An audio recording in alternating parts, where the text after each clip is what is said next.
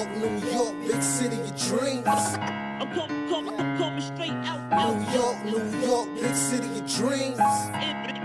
NYC.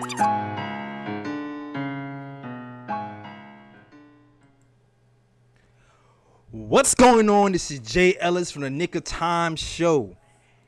Here giving you that Knicks talk just in the nick of time.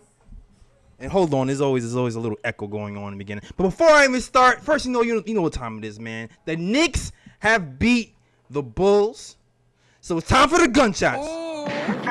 It's time for the gunshots. The Knicks beat the Bulls 113-94. Now hold on a second, let me give you something.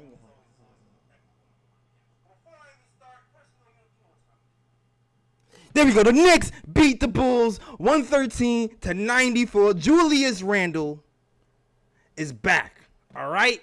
It's back. He came back. You already know what's good it is with Julius Randle. Julius Randle, he doesn't have two bad games in a row. He hits you with 34 points this game, 7 rebounds, and 3 assists. Nerlens Noel, the unsung hero. Didn't score a lot, but gives you 8 points, 8 rebounds, 3 assists, 4 steals, and 5 blocks. Right. RJ Barrett, of course, you know he's not gonna have too many bad games in a row as well. 22 points, 6 assists from RJ, diamond it up, 7 rebounds, 2 steals, and a block. And Emmanuel Quickley, another important cog in yesterday's win, gives you 13 points and 2 rebounds, man. And on top of that, the Knicks were magnificent, man. They were magnificent. They did not turn the ball over. Only 4 turnovers yesterday, season low 4 turnovers, man. But before we even get to the details of the game, let me just introduce you to my man. All right, my man from the YouTube channel across the street.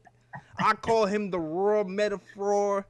It is the Raw Hebrew Remnant. What's going on, my man? My man Jay Ellis on top of the game, and we are on cloud 9 with the Knicks 9-1 in their last 10, baby. Yes, yeah, man. 9-1 in their last 10. We doing it, man. And it's crazy because Raw, we've won what, 5 in a row? We won 5 out of 6 in the homestand. Yes. And I found out, right, from watching some shows, from watching the post-game show from Allen, that it's the first time that this has happened since the 2000 years, since 2000. Oh, really? Since 2000? Since 2000, when we had the Marcus Camby, Allen Houston. Wow. Yeah, wow. Latrell Sprewell squad is the first time the Knicks have won 5 out of 6 in the homestand. Wow, nice. Yeah, and that's the year we shocked the world. We went to the finals and lost to the Spurs, but we overachieved then. So will history repeat itself? We'll see what happens, man. We'll see what happens. The Knicks could beat anybody on any given night with that defense. Exactly. Anything. And tonight was no different. 94 points from the Bulls. You know, Tom Thibodeau was pissed at the defense with the Suns, but it's the Suns. It's the Suns. But he made it a point of contention that the Knicks had to pick up the defense into this game. So tell me, Ro, what did you see in today's game? Tell me some takeaways. Well, to me, the MVP of the game was Nerlens Noel. The defense that he played was outstanding. And not only that, if you notice, he's got butterfingers. We know that. So if you try to pass him the ball in certain areas, he's going to, unless it's an alley-oop, he's going to have a problem. But he was handling the ball on the perimeter a little bit, and that's a help. And he almost hit a 3. Yeah, I peeped that. It was down and out, man. It was down the well and back. I mean, I was like, is that Nerlens Noel shooting a 3? Yeah, man, he's expanded his game. Yesterday, that 5 blocks, and his blocks generally turn into fast breaks. I give Nerlens Noel MVP yesterday. The Knicks, they went out to a tremendous start in the first quarter. Then they took their foot off the gas, as they normally do. Then in the fourth quarter, they showed they were a superior team, which they were, and they dispatched with Chicago. Yeah, I agree with you there. Nerlens Noel, man, I got to say, he's expanded his game a lot. He's expanded his game a whole lot. And that's why even at 3, he can start. I can see him starting to hit it like a corner 3, or because you're already starting to see that he's expanding his game. He's starting to hit the little floaters sometime, like a little jump stop, a little 10 footers. And they're all online. The form looks good. It looks straight. I can see him eventually just extending to that corner 3. and it being well, especially, man, I talk about indicators a lot, indicators of, of how you can tell if someone can be a jump shooter or not. Noel has been pretty good from the foul line so far in this stretch. Especially it's impressive because in clutch situations, he's been hitting that foul shot consistently. And it's an indicator, man. I really feel like he can actually be like, give you maybe a 3-year game, maybe not this year, but eventually, and be like a real 3-and-D center. And I know some people are against having centers be out there on the 3-point line, but No, but look, listen, my man Mitch could do that too. Yeah. I'm not, you know what I'm saying? I'm just saying. Don't forget about Mitchell Robinson. I mean, he could do that. And the thing is that what I like is that what the players I feel are now coming around to as the Knicks as a unit are developing. If you recall, the philosophy that Tom Thibodeau has offensively is take what the defense gives you. Right. Let the defense dictate what you're going to do. And so what we have seen is Nerlens has been getting that little 8-foot jump shot. It's been available. And then yesterday it was in the flow. It was in the flow. To him, and he threw that 3 up there. So I can see now. Look where we are in the season. We're past 3/4 point of the season, almost done. And now Nerlens is feeling comfortable taking that shot. Well, imagine you get Mitchell Robinson from the beginning, and he's played all the way 3/4. He's going to take that shot. Okay, and I feel very confident that Mitchell can hit it. Yo, man, I'm not gonna lie, Raw. At this point of the season, and I know I'm gonna piss you off this statement, Raw. So I'm preparing you right now. This point of the season, right? Nerlens Noel has played more games and started more games than Mitch, and we're winning on winning streaks. And I know you have to think when front office are thinking. I know I like Mitch. This is not an indictment on Mitch, but when you're building out a team and you talk about money, extending, and you start to go, okay, what's needed, what's not. If we have multiple guys do the same thing, and you can win, you have to think that it's a possibility that Noel's ascendance could, kind of drop Mitch's value. Well, I mean, I believe Mitchell. All right, let's take it both ways. I look at this objectively. I mean, I can't be too objective because I'm favoring all of the Knicks guys, especially the guys we draft. I admit, I favor anybody we draft. Right. Even if I don't agree with the draft, I always favor our guys. Absolutely. So if it was me, I'm signing Mitch. I don't care how good Noel was. Go get your money, whatever. But let's look up this according to what you're saying. Mm-hmm. So Mitchell Robinson has better hands than Nerlens Noel. He's does. Younger. He has a higher upside. He does. So it's very possible that, if they wanted a superstar, they would include Mitchell Robinson in a package. It'd be very possible. That's what I'm saying. So in other words, if and then there's not many superstars, right? So if you're talking about Kawhi Leonard or Paul George, or you're talking about, somebody in that ilk, or maybe, but we're talking about somebody in that level. You might want to look at Mitchell Robinson. Because to me, I think a lot of teams would drool at the fact of getting Mitchell Robinson is a special talent to me. So I would think a lot of teams would drool at getting that kid at age 23, not in his prime, and it'd probably be a sign and trade situation. I agree with you. So I can see that. That's no problem. I would not prefer that, obviously. If it was me, I'm keeping Mitchell Robinson. I know Nerlens well. I agree. He's going to be all NBA defense. If he's not, it's a ripoff. He should be one of the. Oh, absolutely, no question. So if you're going to put him on that team, and he's going to get his money, and he should. He passed up $70 million. Oklahoma City offered him a few years ago. $70 million. He passed it up and bet on himself and lost. Okay, so if it gets if he gets to get back in that $50 million range. Somebody pays him that, I would let him go.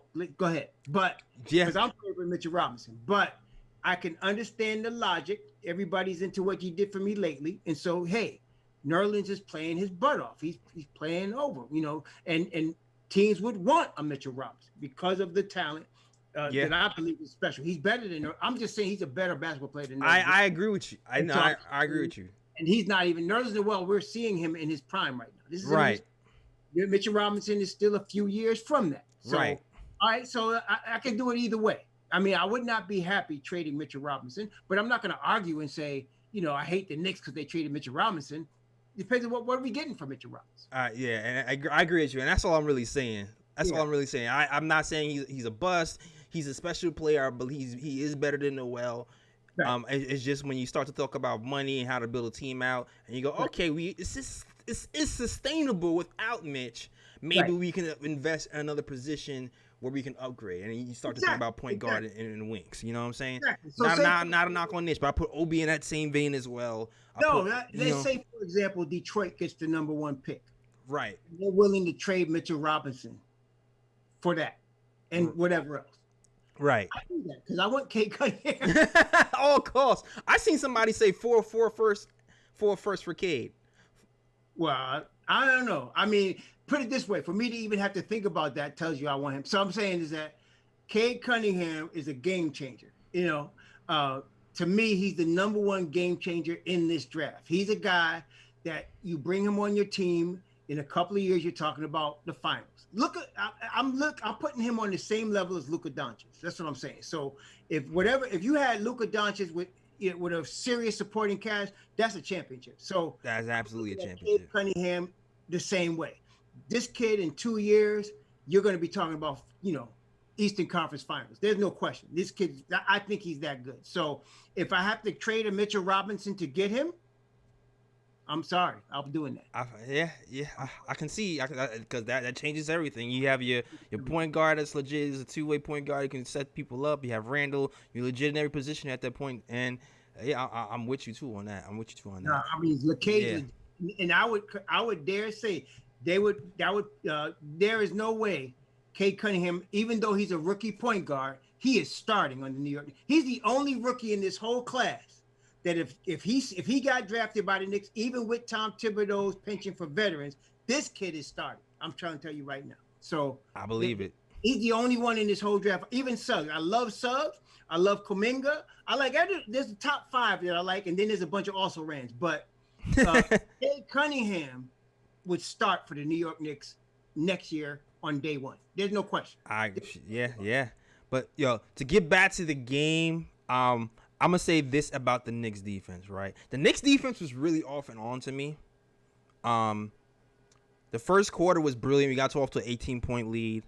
The third quarter, though, I feel like is where Nerlens Noel shined because it's funny because the Knicks were losing. I mean, the Knicks were up. Mm-hmm. The Knicks were up, and you're looking at the things the Knicks did wrong, right? In that first half defensively. First of all, the second unit defense was bad. The second unit was okay. It wasn't bad. They started off terrible, man. RJ. Yeah, RJ's defense was bad. I would say RJ's defense was really bad all night. But the second unit couldn't really score. But I will say that the Knicks knew at halftime what they had to do. They had to, stop dribble penetration to the kickouts that led to the threes and stop the second chance points. Mm-hmm. And they even said it at halftime. When they cut back from halftime to the coach, he's like, "Coach, what do you have to do?" And he's like, "The Knicks have to stop." They said it. And as he was saying it, I proceeded to watch the game. And none of that stuff happened. They was not stopping dribble penetration. Vujacic was like getting doubled and picking us apart. And I feel like Nerlens Noel's defense saved us in that third quarter. It did. There's no question because we would have had our typical disgusting third quarter. But Nerlens Noel was rim protecting on an elite level, man. So that's what you talk about. When you talk about rim protection, and like I said, his blocks start fast breaks, and that's what kept us going. I think we still lost the third quarter by like a point or something. It was 26-27. And then, of course, the Knicks woke up in the fourth, and it was all over, So, right. But yes, and that's why I say Nerlens is the MVP because when RJ Barrett is getting beat, come on. I was so telling you, my itch got scratched when Tom Thibodeau called the time. Oh, yo. In his ass. I was like, yeah, that's exactly what we need. Tom, it's funny because Tom, at the end of the game, Tom had the biggest grin on his face that you ever saw in your entire life. Did. But for 3.5 quarters, steam was flowing out of the top of this man's head. The way he was screaming at RJ. First of all, the back. Okay, so RJ got beat backdoor twice in the first half, right? I mean, badly, bruh. It was bad. Badly. And I think what he was trying to do was he was trying to prevent, because Market, and he's a 3-point shooter. I think he was trying to just deny him the pass, and he started overplaying the pass, and he just cut back door twice. I think that's what happened. Yeah, but you don't. I mean, come on, you're out. He's out 25 feet. What is it? 22 feet from the basket. Okay, Yeah. So yeah, you don't want to give up the three. You want to chase him off the line, but you can let him get the ball. He's not that good that I agree with you. You can chase him off the line, but you cannot give up a backdoor baseline dunk like that. That's just no. That's New York Knicks basketball under David Fizdale. You know what I'm saying? No. Exactly. Yo, but the funny part is, I don't know if you noticed, if you ever watched the game back, the second time it happened. Oh yeah, I know. The second time it happened, Raw. Because I watched it again today. Tom was actually yelling at RJ before the veins were coming out of his neck. Yeah, he pulled the mask down to see the emphasis of this pissed off to the ness. Yo, but you could read it. He said, "How can you effing let a back door go twice?" He was going like that, man. I was reading this. It was so clear. I was like, oh, and RJ just sat there, very calm, and looked at it. I was like, see, that's how you're supposed to handle that. And then he came out and you know what? It didn't happen again. Nah, he scored right after that in RJ fashion. And RJ said that he drew up a play right there for RJ. Yeah, exactly. And RJ said, I learned not to take it personally. He said, because he drew a play up for me right there after he did that. So. that's love right there, man. Yeah, exactly. But no, man, you can't. That's just sleepwalking on defense. You cannot do that. I mean, it's funny because he saw it happening before it happened, because he started yelling at RJ before the cut happened. No, he was. Before. Yeah, man. And then Clyde notices he's yelling at RJ about that, and this is how, and then RJ went and did it again. Exactly. I was like, oh man. Oh, no. But the defense was pretty bad I mean, the 18-point lead, it was great. Like, it started off good. We was concentrated, but there were just stints of it when it was really bad and stints of it was really good, and those were really bad moments. But also I want to talk about Julius Randle. But salute to the chat before I even get to Julius Randle. Salute to the chat. Let me just salute to the chat, and let me pay my bills. Let's pay the bills earlier, because I've been paying the bills really late. Okay, pay bills, baby. Let's do that. I'm gonna pay the bills early, because this is actually the last day for the Manscaped promo. Oh, yeah, it's the last day for the Manscaped promo, unless they re-sign us. So we'll see what happens, or if we get more promotions going. So if they know what's good, they'll do the right thing. Exactly. They know what's good, do the right thing. But shout out to the guys in the chat. Shout out to Reg Ice, Fritz Alessandro. Shout out to Andrew, Colodiges. I'm sorry, I'm messing up your name. I suck at this. Andrew Colodiges. All right. Shout out to D Nice, Rick V, Gertie Castillo, and everybody else is rocking with the KOT show. All right. How about Andrew K? That's easy. Andrew K. Yeah, man. Shout out to Andrew K. I like that. All right. Now let's play some bills real quick before we see, and just to let you guys know too, the Discord link is open if you want to chat with us live on the air to talk Knicks, so let's talk about what you like, what you dislike. But yeah, so we'll salute to the chat. Hit that Discord link if you want to talk to your boys. All right, cool. But let's pay these bills real quick. All right.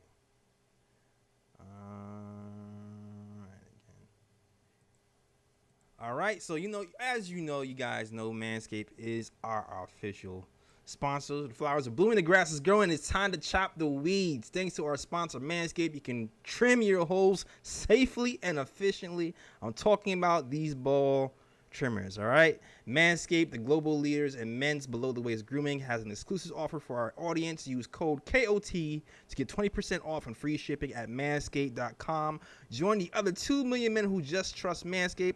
They're here to make sure you're trimmed and smelling nice. After all, it's time for some spring cleaning. So, as always, get that ball trimmer 3.0.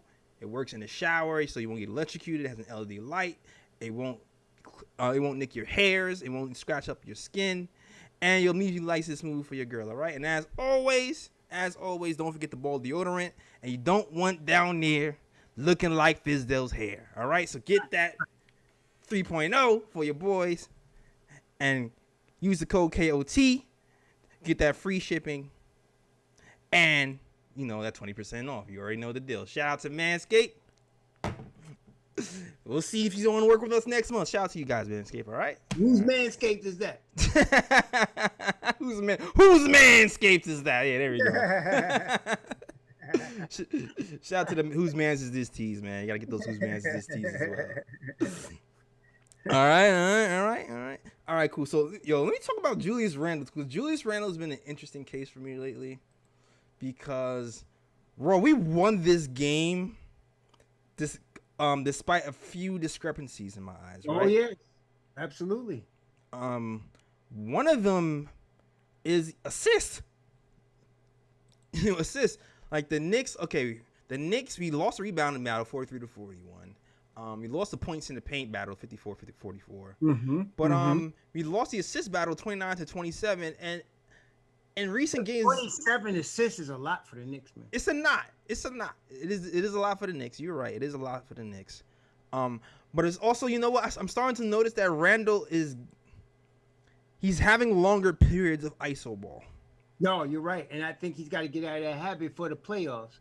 When he doesn't do that, when he's playing right way, we are very hard to beat. But last night he started getting frustrated, and you could see he was frustrated. And he would start that spinning stuff. Yeah, and man. One time they would have stripped him clean. I don't even think the defense was expecting him to spin back into a double team, but he did it, and it kind of surprised the Bulls a little bit, and they didn't strip him once. But one time he did get stripped. So he got to, I think it's just an automatic pilot where he just defaults back to that. Where he can't do that. And I'm sure Thibodeau, and I'm sure himself, they know he knows that. He's not a stupid guy. So I think he knows that. He can't get frustrated because in the playoffs, they are going to double him. They're definitely going to double him. Cannot get frustrated. He got to pass the ball. And he only had 3 assists last night. The Knicks had, I don't know. Look, I bet you there's less than 5 games this year that the Knicks have had more than 25 assists. They had 27. That's a good point. Good point. Okay. So generally though, he's the leader. He leads the Knicks. Yeah. But he only had 3 last night because he was hogging the ball a little bit. He was really forcing stuff a little bit. So this was almost like a scrimmage. The Bulls, without Zach LaVine, had no chance of beating us. But now it's a good practice. So now we got Houston. Hopefully they look at the film like they're going to do, and he gets ready for Houston and is ready, because the Knicks were passing the ball last night as a team. They were. Yeah. You don't get 27 assists without moving the basketball. So they were. I think the coach told him something, Earl, because I do like there was a time in the game, right, towards the fourth quarter. The fourth quarter happened. The Knicks removed Julius Randle is back in the game, and I noticed he was a lot more intentional of driving and kicking. Yes. He gave up the ball like 4 or 5 or 6 consecutive. Was that you talking about the fourth quarter? Yeah, the fourth quarter. The fourth quarter. Yeah, and that's when we blew them out. Then that's when we started to blow them out. And I think that's what he has to remember. He kind of has to listen. Julius Randle, he has been at this point, it seems like when he's getting single coverage, he's made up in his mind. If it's single coverage, I'm ISOing and that's it. Yep. If it's double coverage, I'm giving it up. Usually. Most of the time. Most of the time. Right? Most of the time. Yeah. And I think some teams are electing to go single coverage, and the Bulls actually went single coverage, I think, most of the night. I don't really remember seeing doubles. No. What's going on is that, like you said, if he recognizes the double coming, even if it's, sometimes they'll do a delayed double, like they're having single coverage, he'll take a couple of dribbles and then the double comes. Right. He has to recognize that. When he recognized that yesterday in the fourth quarter, we blew them out. We did. We were beating them we won by 19, but we were winning by more than 19 for a second because he started doing that. Now, overall, you got to remember, this is his first year as a star. Right. And that includes, everything that goes with being a star. Yeah, He's learning curve. Understanding that he does not have to force shots. Right. Okay. I'd rather him have a game like, I think it was the Phoenix game where he only had 5 points in the first half. He scored 15, I think, in the third or something like that. I'd rather him have a game like that because he's letting the game come to him. I don't enforce this stuff. It's like Thibodeau says, look, I don't mind Julius taking 30 shots if they're good shots. Right. If they're good shots. If they're good shots, if they're not early in the shot clock, if they're not out of rhythm, if they're good in the flow, fine. But don't force stuff. And like I said, I'm very confident that Julius Randle is smart enough to know that. I think he is. Yeah. Because the habit only lasted for like a quarter and a half, and then he woke up. And the other part is I you know, for the next show I'm gonna I'm gonna look up his ISO stats. I'm gonna see where he ranks on ISO possessions. Mm-hmm. Because the other part of that is he's been good. Like if you're looking, even when he's I mean, he did miss a few of these ISO shots, but most of these one-on-one shots he's grilling it with people all like in their eye, and I'm just like, that's a bad shot in my mind, but it went in. So I'm just like, I did see that. There was a couple of shots though. It's one of those, no, okay. Yeah, and then it's like there was a couple of those.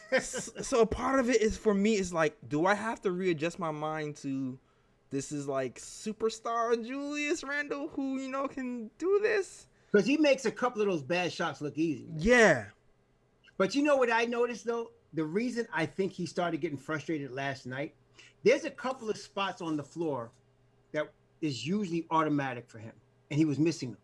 Right, that little floater, that little fadeaway in that like a corner. Yeah. Right, when he spins out and falls away with the left hand, that's kind of automatic for him, and he was missing that last night. Yeah, and he was. I got him frustrated. He was. Yeah, you were right, because there was like a frustration foul too. I think it was the end of the second quarter. Yes, it was. When he missed his shot, he came back down. And he didn't need to foul that guy. Yeah. And even Clyde was like, why? They had numbers back. Why would he foul him right there? It's like, he was just mad. He just mad he missed the shot. It happens. No, because there's a couple of shots, like that one on the right side of the court. There's another one where he starts on the left side. He ends up on the right side, fading away around foul line area. He missed the note, and they were like in and out, in and out. And so I think that frustrated him. Right. And then he started forcing things. Now I get it. I guess my thing right now is how do I adjust my mind to this new Julius Randle? I guess is my thought process right now. I'm getting used to him hitting wide open threes. Right. No, I mean, I'm not even talking about wide open threes. I'm thinking at this point of his career, I'm used to, move the ball, move your man, but like he's our best player. So I guess readjusting my mind to thinking what is a good shot and what is a bad shot. Oh, what I mean? Yeah, well, you got to look at the play like with IQ, right? If he if he shoots near the logo, that's not a bad shot for him. Exactly. I mean, it sounds crazy, but if he's shooting from 30 feet when he's wide open, he's planted. That's a good shot. It's a good shot for him. So there's some shots now that Julius has, like that are now good shots for him because he's been hitting them all season. Exactly, and I think that's what I'm saying at this point. Like, yeah. I don't know if I should be as mad if he's ISOing and grilling it in people's in people's face. I think I should just accept that this is the new Julius Randle, and he's good at it. And even though he might be chucking a little bit, he's kind of earned their right to chuck a little bit because he's been shooting a high percentage. There's a shot he shoots. One of his favorite ones is he's on the left side of the court. And he's got his back to the basket. They get it to him, the ball on the left side of the court. He does a hop step into the lane and fades back with the left hand. Right. Last year, that was an automatic miss. Last year, he was that shot. And I hate it when he did it. This year, it's an automatic make. Yeah. All right. So that last year, I would be screaming at the TV when he shot that. But this year, I'm always thinking, oh, that's good. That's going in. Because he worked. He must have obviously worked on the shot because it's now automatic. It's the same shot. Yeah. But now, he's one of the top mid-range. I don't know if I even pull these statistics up right now. He's one of the top mid-range players in the NBA right now. So yeah, he's earned that. Let me see if I can. Cleaning the Glass. I want Clean the Grass to be our next sponsor. Shout out to Clean the Grass, man. I hear you. They should. The way I be on this site, it just makes sense, man. It just makes sense. They should do that. Yo, Clean the Glass, holla at us, boy. Clean the Glass. Clean the Glass, holla at your boys, man. Like Clean the Glass, cause I love y'all. You know what I'm saying? Yep. And that's let's see. Sorry guys, I know it looks kind of crazy right now, and looks like my password ain't working to log in. Oh, see, I had it. Are you pulling it up? I was trying to pull it up. Okay. Talk for a second, Ro. My bad. Let me shout out Fritz Alec Alcindor Jr. is the man behind the glass, taking care of business. We can't appreciate him more than we appreciate him, man. The man is the man. That's what I say. He's the man. Yeah. Now, shout out to Gregory Castillo also, who got his wrench with. You know what? Good job, y'all. And then of course we got the regulars, Junior Caroma, who gave us a super chat. Oh, yeah, I'm slipping. Shout out to Junior. Hold on. And I'm he slipping. said he just did it to support the channel, though. Shout out to Junior, man, who's supporting the channel. Everybody who's rocking with the KOT show, man. Family man, you know, D Nice, all of y'all supporting the channel, supporting the group. Very nice. 59 people in watching right now. We doing good for a Thursday night, bro. Facts. And you know what? Let me hold on. And the super chats are going to the channel. And I'm gonna let you know right now, Raw's camera is coming. I ordered it today. All right. So thank y'all for the super chat. When you see Raw in HD in like a week and a half or so, I'm gonna let you. That's you guys doing. All right. So shout out to the guys who donated to the KOT show, who's helping pay for these riders, helping pay for the equipment, help to keep things going and the lights on. All right. Even these lights. You see our new lights? There you go. Look at that. Jason M asked the question: the Knicks do if they playoffs, their opponent decides to guard Julius Randle straight up, he will destroy him. Absolutely. Absolutely. This ain't Kristaps Porzingis, but they could put keep Smart on him, Marcus Smart, and lock him. Exactly. We don't have those problems no more. No. You guard Julius Randle 1-on-1, he is going to destroy you. He's going to destroy you. And I hope they do that. They're not going to do that. Yeah. Julius Randle will eat you alive. He will get 40 a night. He will do the Bernard King, and we will win. So yeah, no, they're not going to do that. Yo, shout out to these cleaning the glass stats, man. Mid-range game. 56th percentile, all right, in the all mid-range for his position. 72 percentile in the long mid-range, pretty good. But yo, this 3-point percentage is, man, oh my gosh. Ridiculous. 91st percentile? Ridiculous, man. He's ridiculous. In 3-point shooting? Ridiculous. For power. Oh, this guy is, I don't even understand, man. 91st. Who's ahead of him? I mean, who's ahead of him? It's got to be like a Bertans or something. Because is there any other power forwards ahead of him? Shoot, man. I don't. Yeah, it's only power because they do this. They break it down by position. Oh, okay. They break it down by position. So well, they count Bertans as a power forward. They count Bertans as a power forward. Exactly. Yeah, so somebody like a designated shooter. You know what I'm saying? Absolutely. Salute to the chat. Yo, oh man, sorry Fritz, I didn't get my highlights down. But yo, you know we gotta talk about Quickley in a second. Okay, I could talk about Quickley in 10 seconds all day, every day. Because we're talking about important players in this win, and you can't talk about important players in this win without talking about Emmanuel Quickley, because Emmanuel Quickley blew the game open. First and foremost, the second unit, they was garbage in that first to second quarter. But they was due, man. How many games did they outscore the first unit this year? Yeah, you're right. You know what I'm saying? They was due. They was due. I don't worry about stuff like that. That's a blip, man. They gonna look. Let me tell you something. I'm gonna let me do a prophetic utterance. Okay, go ahead. Mr. IQ is gonna have his coming out party in the playoffs. Let me tell you that. I think the heavier the pressure, I believe that this kid's gonna come out, and don't let him come out and feel like a couple of games this year. I think you noticed, Jerry, he was in a rhythm, and they didn't keep him. Yeah, they didn't keep feeding it to him. Like yep. But Coach don't do that no more. No, but let me tell you something, man. This kid's gonna have. It's gonna be a playoff game. He's gonna have his coming out party, man. This kid's the deal. I like Jay. I love IQ, man. I love IQ too, man. As much as we can keep him on the floor. Now he's a rookie, so I'll give him a little leeway because he's a rookie, right? But man, this kid's gonna be good, man. I'm not worried about him. And yo, Raw, it's funny. I think sometimes we be aligning our thinking. I was having the same thought about IQ. Because I keep going back to the starting conversation when the conversation was like, should IQ start? Should he not? And Clyde was talking about, he's a rookie, and he'll get in his head and kill his confidence. And I'm just looking at this kid, first day on the job, no training camp. Exactly. No training camp, no nothing. Preseason, beating Dennis Smith Jr. out of his spot, directing traffic to veterans, telling veterans where to go. Hey, you go here. You go here. First day on the job. I'm sitting here like, this does not look like a kid. who lacks confidence is going to shrink under pressure.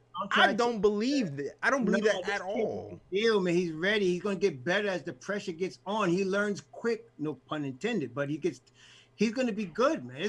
We got one. Calipari is right. We got one, man. We got one. We got one. And you know what? You can't start him now because you got the flow with him and D Rose. Them and D Rose is a thing, man. And not only that, you add Alec Burks to them? Yeah, man. Man, please. Alec Buckets, man. Buckets is on his way back. He just joined the team for this Bulls game. I think he practiced with them, but you have to get into game shape. Well, today on Roto World, they say they expect him to play Sunday against Houston. And right on time because Derrick Rose has been playing great for us. He's been averaging 20 points a game over this 5-game stretch. Yesterday, it was a rough game, but you're allowed one of those after you score 20 points a game in 5 games straight. Well, but not only that, you got to look at it again. He was taking good shots. He was just missing them. Those are shots he would normally hit. He was 2 of 11. He was taking good shots. He was taking D Rose type shots. He was just missing. It's going to happen sometimes, So. And I'll say that about, even though I said in the second it was garbage on that second quarter, there wasn't really garbage, really. I would say half of those shots were in and out. Yeah, no, there were shots he would normally hit. Right, they were shots, and those were hit. Those will hit eventually, especially the way he's been hitting. Most of the time, just once in a while, you're going to get that. Most of the time. No player is perfect, man. Once in a while, everybody's off. Exactly. So this is the NBA. That's going to happen. So, but you don't have to worry about D Rose. He's going to be there, right? So come playoff time, you're going to get 15 to 18 from him. He's going to be there. So when they're going, Hornacek was supposedly coaching the team, where really Phil Jackson was coaching from the president's box, and everything was screwed up, and he left the team. He still averaged 18 that year. Absolutely. So he can get 18 in his sleep. I'm not worried about D Rose. That's what I'm saying. You put him and IQ, and now they're flowing together. They really are. They complement each other well. I like that second unit with him, with D Rose, IQ, Obi Toppin, Taj Gibson, and I think sometimes they put RJ in there with them. Sometimes they put Bullock in there with them. But if you have that crew right there, and you sub in Burks, yeah, and RJ's minutes is gonna drop dramatically once Burks comes back, because RJ played the entire second half yesterday. Yes. So when Burks comes back, he's gonna get a little bit more rest, and he should be fresher towards the end of the season. I think Tom is starting to I seen Tom do something yesterday I had never seen him do. What? He sat Julius Randle for the last minute of the game. No, he did. But he stopped in the whole 5. Yeah. For a minute, you can see all of them guys were a minute too. And I'll say this too, guys. You started to have this conversation behind the scenes, Raw. There was a point in time when IQ, he's balling, right? He scores 11. No, I think he scores like 11 points in the fourth quarter. He's going off. He fouls. He gets 5th foul, and he gets out after he's going off. He goes off, right? Yep. And at this point, usually Tom makes wholesale substitutions when he pulls one guy out. On somebody from the second unit, right? Right. So he pulls IQ out. The Bulls go on a little mini run. RJ Barrett again leaves Markkanen open for 3. Yeah. And I'm just like, oh man. But I was hyped because IQ goes out, and I'm thinking, all right, well, Obi's gonna go out too, because that's just the pattern. Obi stays in for an extra minute. I'm just like, wait a minute now. Is Obi gonna get extra burn for the first time? I think Tom is starting to trust Obi a little bit more. Well, Obi's also, I don't think it's any coincidence, his confidence is building. Yeah. So his confidence is building, and not only that, Rose has been looking for him. Right. So now you see all that happening. That's just bodes well for the team. So like I said, Obi Toppin has got star potential, man. He's a really talented player. It's just that we got an all NBA guy at the 4 right now. So, but yeah,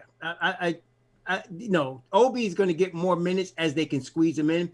I think, like you said, it becomes more important if you rest Randle a couple more minutes and give Obi a couple more. I think we'd be all right.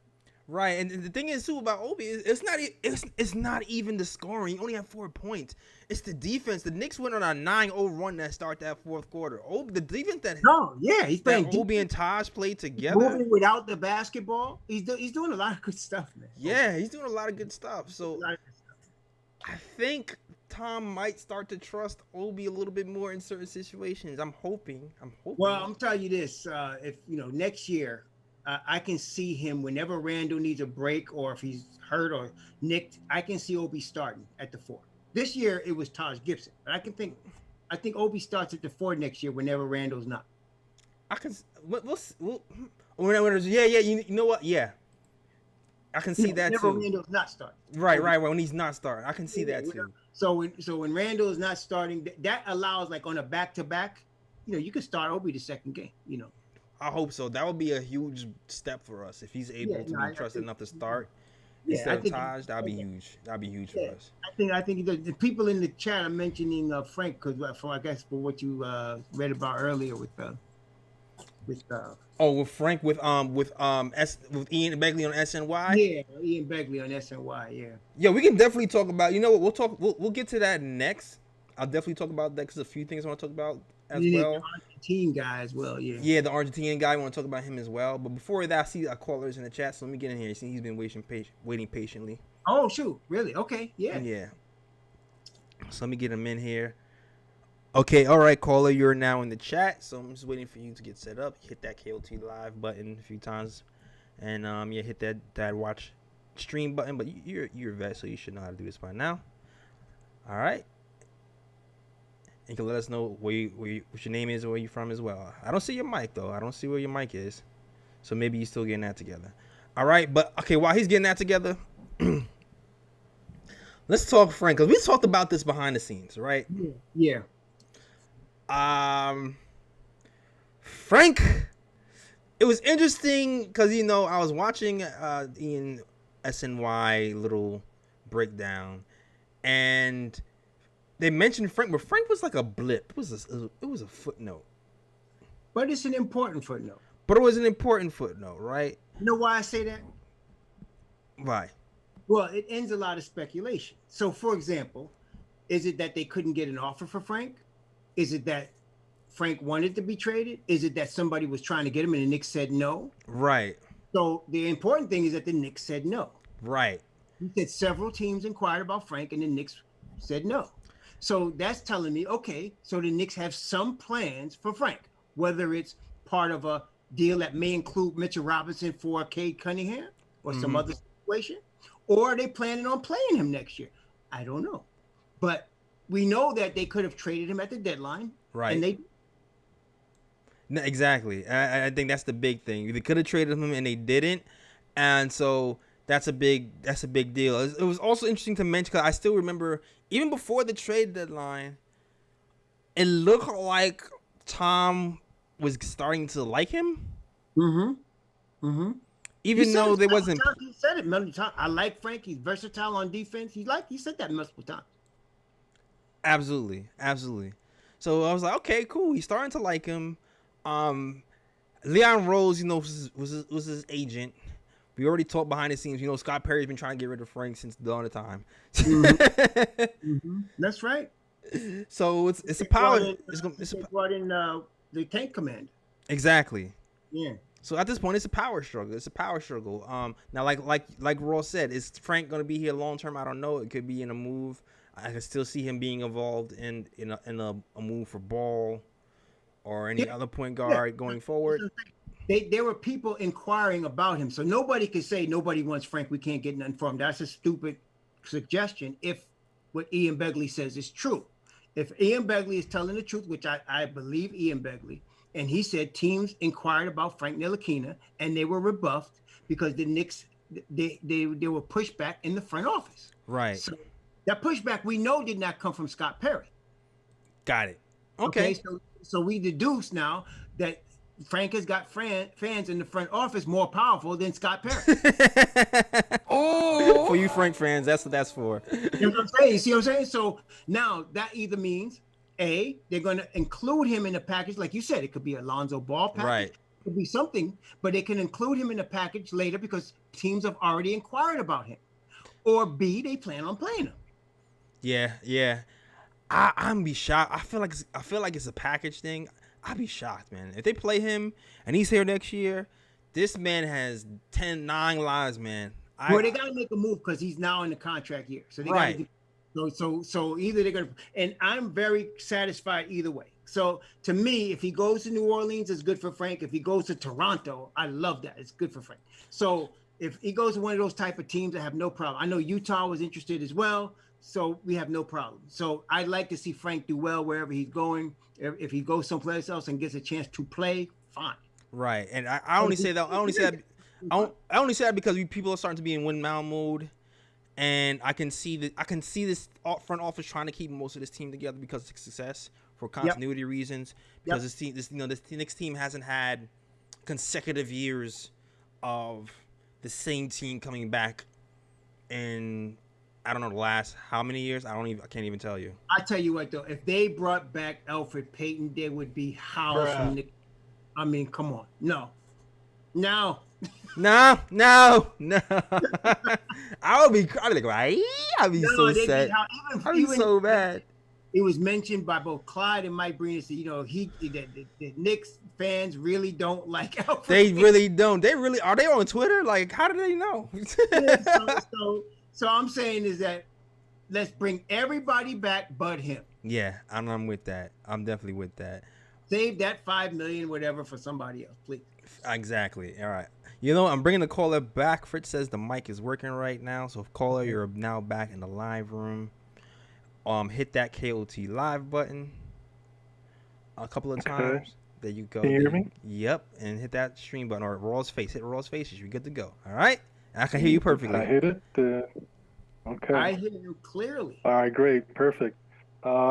What's up, Chad? What's up, Jace? What's up, Raw? Raw, that was a great video you put out this morning. Really, really appreciate that. Mm-hmm. What's your name? Where you from? Let people know. This is Big Reaper. I'm calling from Jersey City. All right, shout out to Big Reaper. So, I didn't catch most of the game yesterday, but I did see. I saw some of the game, and then I also saw the game where we lost against Phoenix. And I know we talked a little bit about RJ and defense, especially last game. He's actually been struggling for a few games on defense. He's been getting cooked for a while on the defensive end. So, he's been really good for, basically his rookie year. I thought he was pretty solid on defense. And this year most of this year he was pretty good. So I'm not sure what's happening there. So it's hopefully, it's just kind of like a little rut he's in, and maybe, he kind of like figures it out and starts playing better defense, or maybe wakes up a little bit. I did see the two backdoor plays. That was just, that was pretty hard to swallow. So I definitely understood, the coach like really leaning into him the way he did. Yeah. And so the other thing was, heard you guys talking about Frank, and it's like my personal theory is, and it's probably a little too optimistic because I don't know, I always love the guys we draft, like most both of you guys, obviously. I think most fans love the guys we draft, and so I just have a feeling that because the development has been really poor, and I feel like it's possible they see something with Frank and with Kevin Knox, and I don't think they just want to give them away just because of just even if it's like a fairly talented dude they had coming back. I think they just want to make sure they get it has to be essentially, I think the only way they trade Frank or Knox before the end of next season, if it's like for a piece that we really need, like maybe a really good point guard or something like that. Exactly. But aside from that, I really have a feeling that they feel like they need maybe they think they need an off season with both of those guys to just to see exactly what those guys have. So what do you guys think about that? I agree with that 100%. I think that's possible. See, we don't have to actually, there's only one of two ways based on what they have done or not done. They could have traded him at the deadline and didn't. So there's only one of two ways. Either they're going to continue to develop them or they're going to trade them. So it's one of two things. Frank is in a contract year. They got to make a decision. So I like the idea of them keeping him. And I can't understand why a guy that's coach that's defensive minded would want to trade a guy that guards multiple positions at a high level. So maybe he just needs an off season with Frank. I don't know. We'll see. Yeah, I feel like. Yeah, I personally feel like. Jay. No, I personally feel like Frank is. I feel like Frank is gone. Just for that reason, Raw, because like I feel like they're gonna try to keep a lot of these guys, and some guys are gonna want extensions and more money, and they're still gonna want to try to like bring in more talent and a wing. So I feel like the guys who are at the end of the bench, guys like Frank, who they have to make a decision on, I feel like he's gonna be gone. That's what my gut is saying.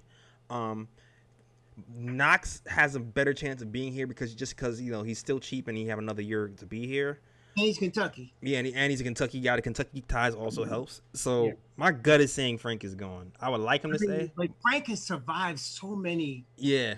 He's got 9 lives. Frankie 9 lives, man. So I don't know. Frankie Cat might still be here. I don't know. So I can see it either way. I really can. I can see them keeping him because he's not, is not in the rotation this year doesn't mean that Tibbs is like, get rid of him. I don't think so. Because they got rid of Dennis Smith Jr. for that reason. Yeah. Yeah. Raw, I kind of agree with you on it because, either way, if he gets traded, I'm not going to get in bed and put the pillow over my head and cry. But but I have a feeling I just have a feeling I think they want to try to get an off-season with him and try to convert him into a wing, how it works out. Because it's I don't think they've actually worked with him from that angle. They haven't. I don't think the previous coaches have really tried their best to see if they can train him up as a wing. Honestly, to tell you the truth, his first couple of years prior to this year, I really thought he could be a decent point guard, but I don't know what happened this year. It's just like I don't know if it was just because of we just had better talent on the team. But it was just watching the games with him at the point guard position. It was actually pretty rough to see, at point guard. So for a while, I always felt like he could be a pretty good point guard, but this year he really struggled at it. Yeah. And so I think definitely, they're gonna. I have a feeling they'll try to switch him as a wing. And then also, given the kind of Coach Thibodeau is. No, I can see that because I don't know. Yeah. I can see him being like Reggie Bullock. Yep. I really don't see. I just have a feeling like the only player that they're going to bring on this team that's high usage is going to be a point guard. I just don't see them bringing any other high, big name 2s or 3s. I think the starters at the 3 position, I think people better be ready for Bullock to be the starter for a few years. In my opinion, given Tibbs' track record and what he likes out in the wing. I just don't see another person who's a high usage player on a wing coming to this team. I think it's going to, if anything, you're going to get a point guard. But I think for the most part, I have a feeling this is basically it for the team, in my opinion. Maybe I'm just being pie in the sky and but what do you guys think? I think all options are on the table. I think Bullock, I feel like even if Bullock is here, they're still going to look for an upgrade at the wing. Eventually, so it really is a championship bench piece. Right. So I do still feel like even it's I'm like in the maybe Malcolm or Bill or Zach or I don't know somebody. I feel like or because even from the jump when Steve Stott was here and he was like, oh, do y'all want to get a star here and he was like, yeah, from the rip. He let it be known that wasn't their intention, so I feel like they're gonna swing for the fence. And even if we do end up signing Reggie Bullock, and shout out to Alex who even pointed this out, even if we do sign Reggie Bullock or bring a lot of these guys back, they still have value because they're on a Knicks team who's 4th place in the East right now, so we can still end up using them in the package later, even if we sign these guys. Exactly, Alex bring that. That was a good point. In the summer, you know what I mean? So. Yeah. Even if it doesn't happen right away. I feel like that's still going to be the end goal. So let's say we get, you get a Bradley Beal, right? But you still need a point guard. Really see possibly let's say a Bradley Beal, Zach LaVine fitting on this team. Then what happens to let's say RJ Barrett? So I guess does RJ Barrett at that point, just become very low usage? Number 3 option? I don't know. What do you guys think happens You're not at going to that get point? both Levine and you're not going to get both Levine and Beal. No. No, I mean, he's- like either if it was Levine or Beal. Yeah, I know if what it you're was saying. One or either one. They played with RJ. They both played a wing. They'll play with RJ. Either It's one just of like- those guys. It's just kind of hard for me to see because RJ's is fairly high usage. You know, But RJ's a power jack. forward. RJ Randle. could play D. Yeah. He could pass the ball, so he doesn't need a certain amount of touches. He's a scorer. He's gonna get his points. Yeah, I understand what he's saying, and I actually, Reaper, like I've thought about this before, and I think I actually mentioned it on the show a couple of times, because if RJ progresses the way we want to,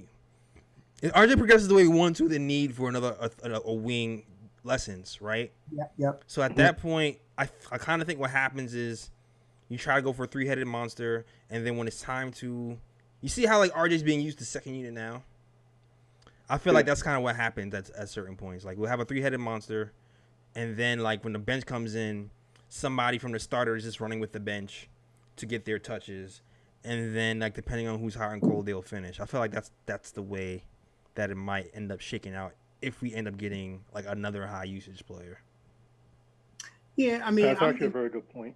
Yeah, I'm not really as worried about it. I mean, really, I'm not. If we get a guy that's a great wing like a Beal or a Levine, whoever you could put Rose in, and you still got something. You can get a point guard later. I mean, I'm not as worried about it because Rose really helps us a lot at that spot. I really like Rose, and I think he's got another year at this level or two at this level of play. So if he can continue like that for a couple of years, I think we're in good shape. And then you still got IQ coming off the bench. I'm not as concerned about that. Like I said, if I could get Cade Cunningham, I'm going to do that. But other than that, I'm not worried as much about it. But I do feel you. I do feel like Reggie Bullock is the guy to stay. Yeah. I feel like what would happen is if you get a high usage guy back, you would get. I think the Knicks would try to keep Reggie. And then I feel like Burks would be the one they would try to move because he would be redundant. You know what I'm saying? Stays. He's the defense. He stays. Exactly. Reggie stays. And he's not going to cost a lot. He probably won't cost more than $8 million a year. So yeah, Reggie stays. And you could always trade, like Alex said, you could always trade an $8 million contract if we need to. Right. Exactly. So no, Reggie stays, man. He's going to be re-signed. He's going to be. I think if possible, he'd like to retire, Nick. Yeah. I think so too, and the way he's shooting right now, he's Detroit Reggie Bullock. He's like I said, I don't know if he was here when I mentioned this, Roy, but he's been the number 3 3-point shooter in the league in April, behind Steph Curry and Bogdanovich. Wow. And that was the Phoenix game. I'm not sure where he stands right now. He was tied with who was he tied with for third? Damn, I forgot who was tied for third. He was 3 of 5 yesterday. Yeah, he was 3 of 5 yesterday. So he stepped back. He's taken a step forward. The injury he's healed, obviously, and this might be the real Reggie Bullock going forward if he's not injured. You know what I mean? No, I agree with you. Especially if he comes in with the shape that he came in this year. He's played very well since he come from that neck injury. Exactly. Hopefully the injuries are behind him. Yeah. We've seen him guard the toughest offensive players in the NBA this year. So. Absolutely. Yo, shout out, good call, man. Good call as always, Reaper. Unless you got something else to say. No, that's it. Thank you guys for hearing me out. You guys have a great night. All right, Shout you too, out, man. Thanks for coming by, man. Shout out to you. Thanks. Good call, man. Reaper. Hey, that was an excellent call. Man. That guy knows his basketball. That guy knows his basketball, man. And it got you thinking, how does that? I love figuring stuff out on the fly. It's like mad. Yeah. It's like, how would this work? I guess this way. We have another caller. This one might sound familiar to you. Oh. You might know this one. You might know this guy. Oldie but a goodie, Oldie but goodie. All right. You are in the queue, caller. I don't even have to instruct you because you already know what to do. Yep. Hey, thanks JLs. Hey Raw. Hey, what's going on? Yeah, if you didn't know, this is the voice of Fritz What's up, Alessandro. Fritz? Yeah. I'm doing good. You guys are talking about the French Prince, so I had to jump in. Oh, please. We Frank I think this roster is in transition. So I really don't think the Knicks really know. at this point. That's a good point. But I think a lot of times fans always think they try to think of things as permanent. Frank is going to be in the league for a while. Like his defense, he's going to play into his 30s. No, yeah, because of his defense, absolutely. Yeah. So I mean, you might not. It might be a situation where Frank goes away, and then Frank comes back in a year or two, a better player, and I think he's going to get better. No, I agree with that. That's possible. That's definitely possible. But yeah, and Frank, you know what? NBA player. The one thing I could say about Frank, he's been a good soldier this year. No complaining. He's been a good soldier every year. Yeah, not always a been a good soldier. playing time. Yeah, so I think they appreciate that. He didn't cause a stink. He didn't talk about, hey, I could contribute. You know how they send those little signals. He didn't do none of that this year. So I think with the Knicks, they appreciate. I think they appreciate his professionalism. So I don't. Even if he's gone, don't be surprised he come back. So I hope he doesn't go. But if he does go, I don't think like if he goes to a Toronto, they're not letting him go. Mm-hmm. Oh yeah. Yeah, because he's got to be signed by somebody this year. This got a contract year. Yeah, I can see that. And too. also, I think the Knicks are going to decline his option, but that doesn't mean they're not going to resign him back. No, so just like how they did with Peyton, they declined his option. He's a free agent, and they still signed him. That's a good point. It's true. Instead of giving him 8, they might go 3-9. That's a good point. Well, I don't know if Frank could have been traded at the deadline and he wasn't. Okay, he's gonna get more than 3-9. Somebody wants him. See, and they're not gonna let him walk away for nothing. Right. Right. So they could have traded him and got something for him.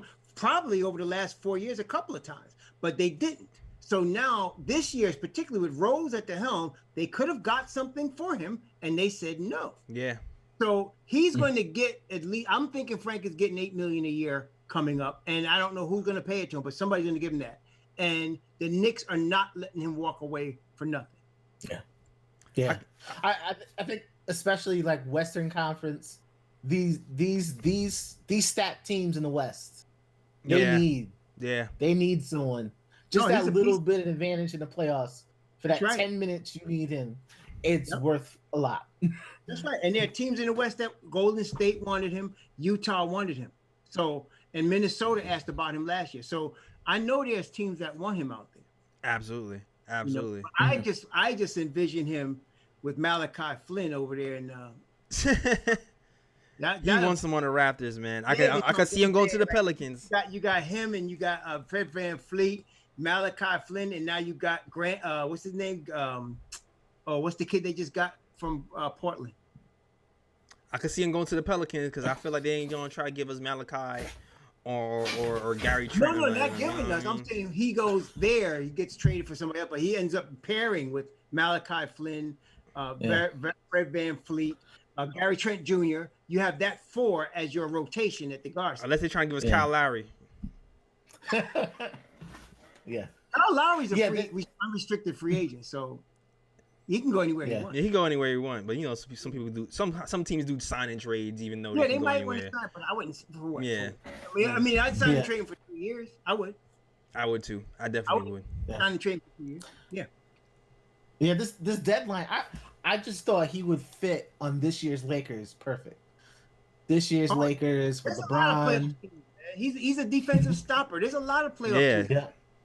Exactly. And you name a playoff team and they would play him. So but there's some teams that really have plans for him, and there's some that don't. But I think a Golden State, a Toronto, like I said, those teams they already have a spot for him, and they want to play him in a rotation right away. Yeah, Golden State works too because they need a defensive wing over there to help hold things down, especially with Klay down. Klay Thompson, Stephen Curry, then you bring Frank off the bench. That's all. No, I agree with you. I definitely agree with you there. Yeah, it should be an interesting summer, but I don't. Yeah, I think there's a real possibility he comes back. Even if he goes, I think the Knicks will always be looking out for him. So, Yo, I don't sleep on Frankie Nine Lives, man. That's Frankie Cat right there. Raw's more optimistic. I'm just like, I don't know, man. Don't sleep on Frankie. I don't know, man. I'm always waiting for that shoe. He'll end up being the first guy since Charlie Ward to re-sign with the Knicks. Yeah.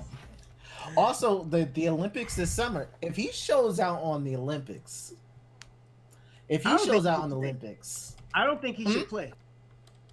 Yeah. Okay. I think he should he should spend the summer with Tibbs. Mm-hmm. Yeah. I think that all eyes will be on if he plays. Yeah. All eyes will be on him. You talking about Frank or RJ? Frank. Yeah, I don't think he should play. I think he should stay in the States and work with Kenny Payne, Johnny Absolutely. Bryan, and Thibodeau. Absolutely. If he's serious about a Knick career, but guys this summer. But you know how that is, man. He's done that before. Like he wants to go overseas, man. They have pride in their country, man. They're going to want to compete. True. But I'm saying if I'm the Knick man, if I'm Leon Rose, and I say I want to re-sign you, Frank, but I need you to stay here and work with these guys this summer for next year. We have big plans for you. He'll stay. Well,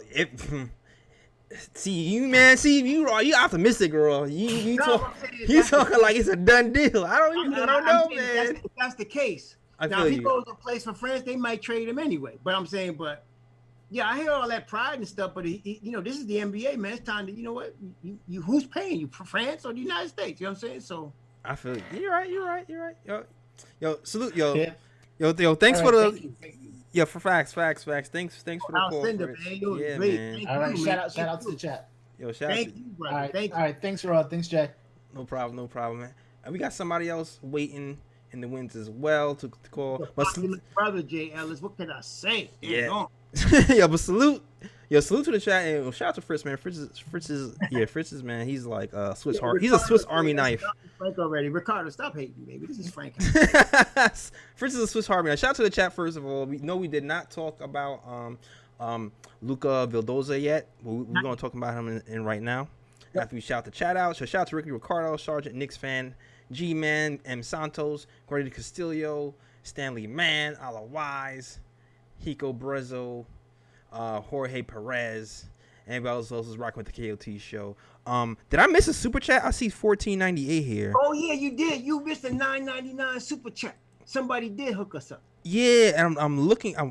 I'm trying to shout my man out because I do appreciate the super chats.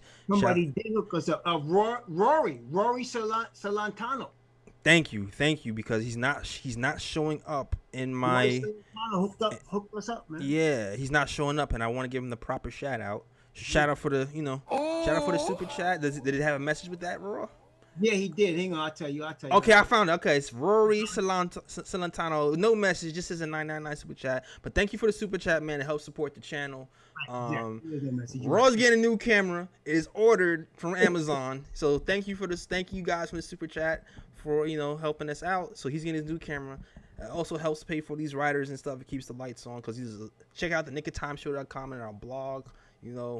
Help it's cool because you're helping creators build their craft, get their stuff out there. It's helping the brand as well. So and you're helping to keep that movement. So shout out to you guys who's rocking with the KOT Shield, helping us build. All right, super appreciate it. But let's get to this news though, man. As you know, the Knicks were on the verge of filling out one of their roster spots. It was reported that they was gonna sign a big man from the G League a couple of days ago. Stymie, right? It was a done deal. It seemed like it was a done deal anyway. And all of a sudden, at the 25th hour, an Ian bomb goes. Bomb goes off, and it's reported that it's almost a done deal. Luca Vildoza, is being signed to the New York Knicks. Now he's a point guard from Argentina. He's up there in Europe, and he's playing very well. He plays very well. He shoots the three. He's a nice catch and shoot guard. I think he shot 65% from the field. Shout out to Spencer Perlman, who did a nice video on breakdown of him. I kind of want to play the video here, but I'm scared that I'm gonna get like a strike on my YouTube channel for playing the video. Don't. They get rough, man. Don't mess with them. You're right.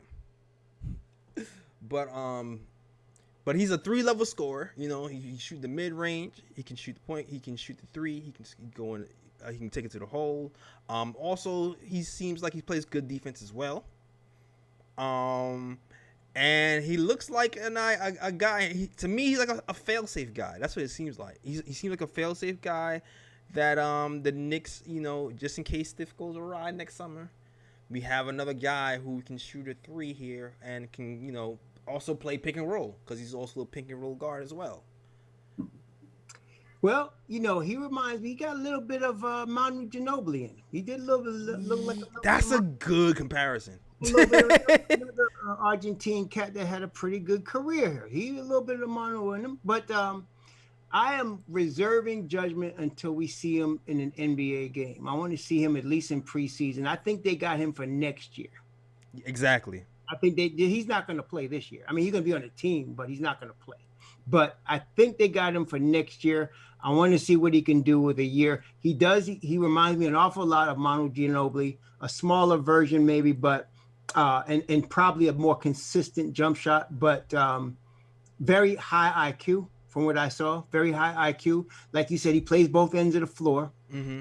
I'm not sure about how consistent. That's what I'm saying. I got to see him because, you know, with Tom Thibodeau, you got to play that consistent. You can't just play some plays and take off some plays. So we haven't really seen. We don't know until we see him. So I want to see him come in the Knicks training camp. Let's see what happens when he goes into preseason. Let's see what we got. You know, it didn't cost him too much. They just bought out his Argentine contract. So I don't know. How old is he, JLs? Do you know? I'm not sure how old he is. I can find that out though. Yeah, because if he's in his 20s, it's a pretty good investment. If he's an older cat, then forget it. But I think he, you know, if he's in his 20s, I think we got something. We might have something to look at. It's interesting though that they were trying to get him here right away and try to just get that deal done. I'm kind of wondering what the. I think they had him on the radar the whole time. Yeah, you're right. And he's 6'3" though. You know me with the short guards. I don't like to have too many short guards. 6'3"? Okay, wait. Wait. So that's a red flag. He's 25 years old though, so he's approaching his prime right now. He's gonna be 26 in August. You're right. He's gonna be 26 in August. 25 years old. So he's approaching his prime. He's about a year away from his prime. You know, we'll see. Like I said, I don't want to make any predictions, yay or nay. He does look a lot like somebody says, a combination of Manu Ginobili a little bit. I like that comparison. He's got a little bit of somebody made a good comparison in the chat. What was it? It was Manu and somebody else. Somebody meant Prigioni. Yes. That's a good comparison. They kind of like crafty. Yeah, crafty. Exactly. Yeah. High IQ type of guy. Mm-hmm. And so, but let's see what he got. I don't know. I don't want to make any judgments, good or bad. I can't predict. I could tell you what he looks like from the little bit of film I saw. He looks good. The film looks nice. He looked pretty good, but you know, I take that in consideration. You're not going to show him bad highlights, you know. So he looked pretty good. He looked like he could play a little deep, but at 6'3", he's a little undersized. Exactly. So let's see what he got. We'll see. Because Prigioni was only 6'3", right? Yeah, Prigioni was 6'3", but he was just crafty. He was just really and I crafty. think this might have the same game. So let's see what happens, man. I mean, you know what? It can't hurt. It's not going to kill us. We give up no draft picks for him. You know, it's just cash. So the Knicks got plenty of that. I feel you. Let's see what we got. I'm just curious why they were rushing to get him here because he's not going to play. He's not going to play in the playoffs. No, JLs though. Supposing he is like the second coming of Manu Ginobili at the point guard. Did they just want him here for the summer to get him like as soon as thing is over, just have him like, you know, just hit the ground running? I mean, that's what it is. Suppose he's the second coming of Manu Ginobili from the point guard spot. We don't need to talk about point guards then. Mm-hmm. No, you're right. I mean, if he's that good, I don't know. Yeah, he's a according to my post, he's a tough, hard nosed. He's tough and hard nosed. When NBA scouts said of the Vidoza, he's an excellent passer, shooter, and was consistent in Baskanoia. You know who that sounds like to me? Baskanoia. Tough, hard nosed, consistent, high IQ. That sounds like the Miami point guard when he was in his prime. Miami. Yeah, who's the guy from what's the guy? He's a European guy, lefty. The European the guy in here now? The guy Dragic. Dragic. Yeah. He sounds like a Goran Dragic. That's Goran Dragic. Consistent, high IQ, tough. Sound like Goran Dragic. Okay, he's averaging 10 points in the Spanish League, shooting 37% from a 3-point range. Okay, Europeans reported. Mm-hmm. All right, So and he's nearly done the negotiating a buyout with Basconia. Let's see what the kid got, man. Let's just see what the kid got. Mm-hmm. If he can play, we'll find out. If he can play, it'll come through. Yeah, if you can play, it'll come through. People it's get not hyped on Instagram like, oh, he's coming this year to replace Elf. That's not happening. Nobody we sign right now is playing in the playoffs or anything. That's not happening. He's not gonna play. He's not gonna play. But if give him a training camp, I'm looking at his stats: 88% from the line, 37% from three. He played 22 and a half minutes a game. I mean, and in 22 and a half minutes, he averaged 10 points. So he's not a big shooter, not a big scorer, but he seems like a solid guy. So let's see. That's what we need at the point guard. We don't really need scoring per se. We just need a guy who can hit shots, run pick and roll, and take over in spots. That's what we need from point guard. That's it. We don't need Russell Westbrook at point guard. We don't need Alfred Payton.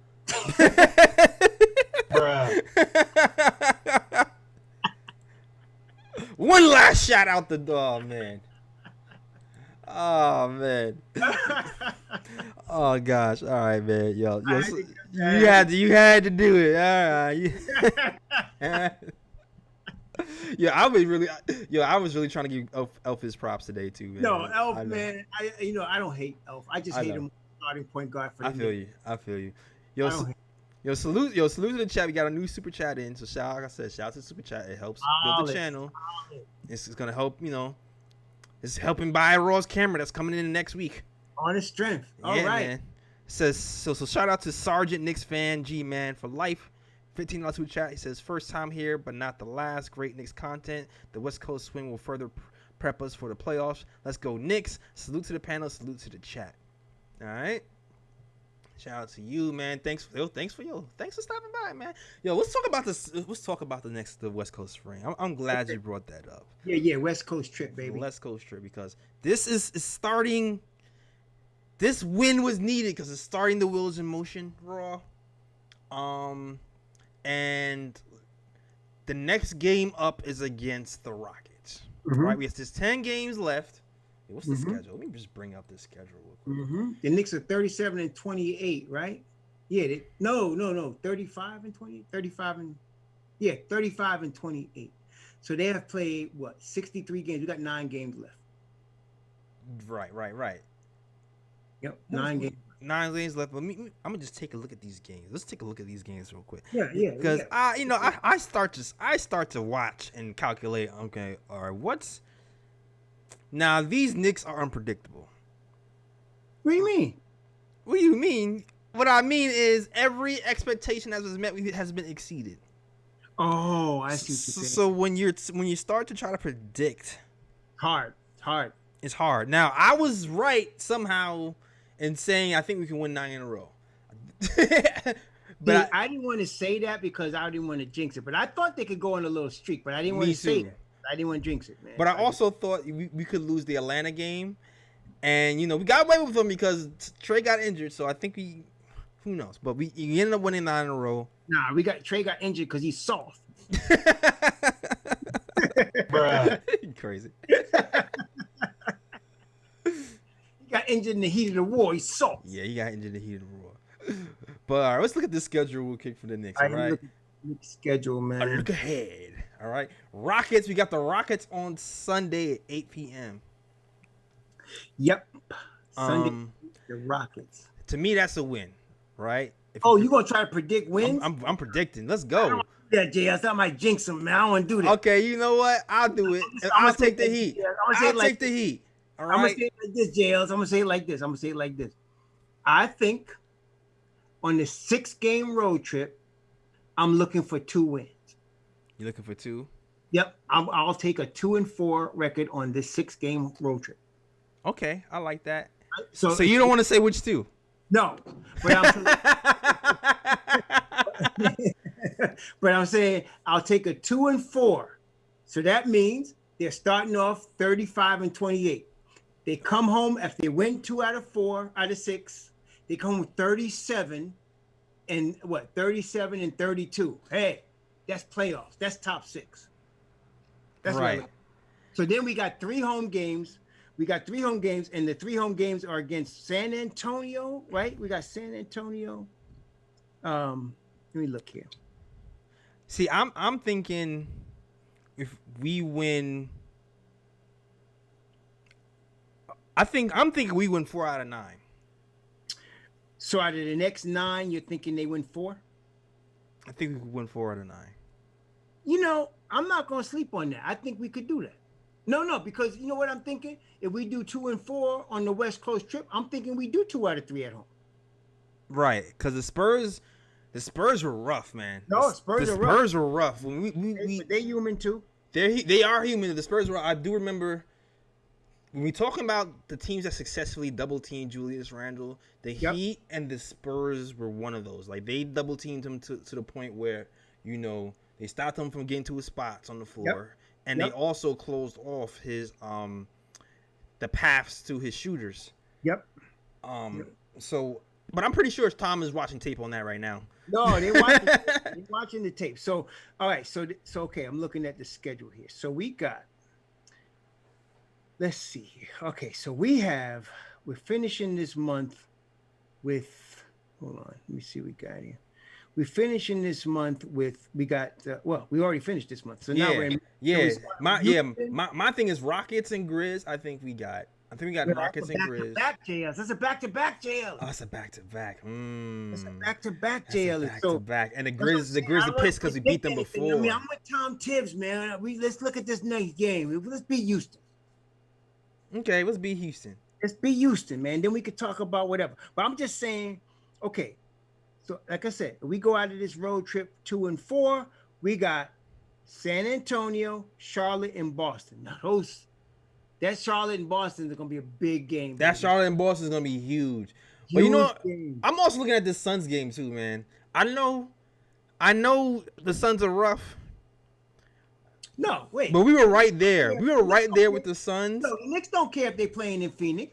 Exactly. They don't care. I feel like that's a game we can seal because we were right there toe to toe. No, listen, we can win that game. We was right there toe to toe with Randle and RJ playing like trash.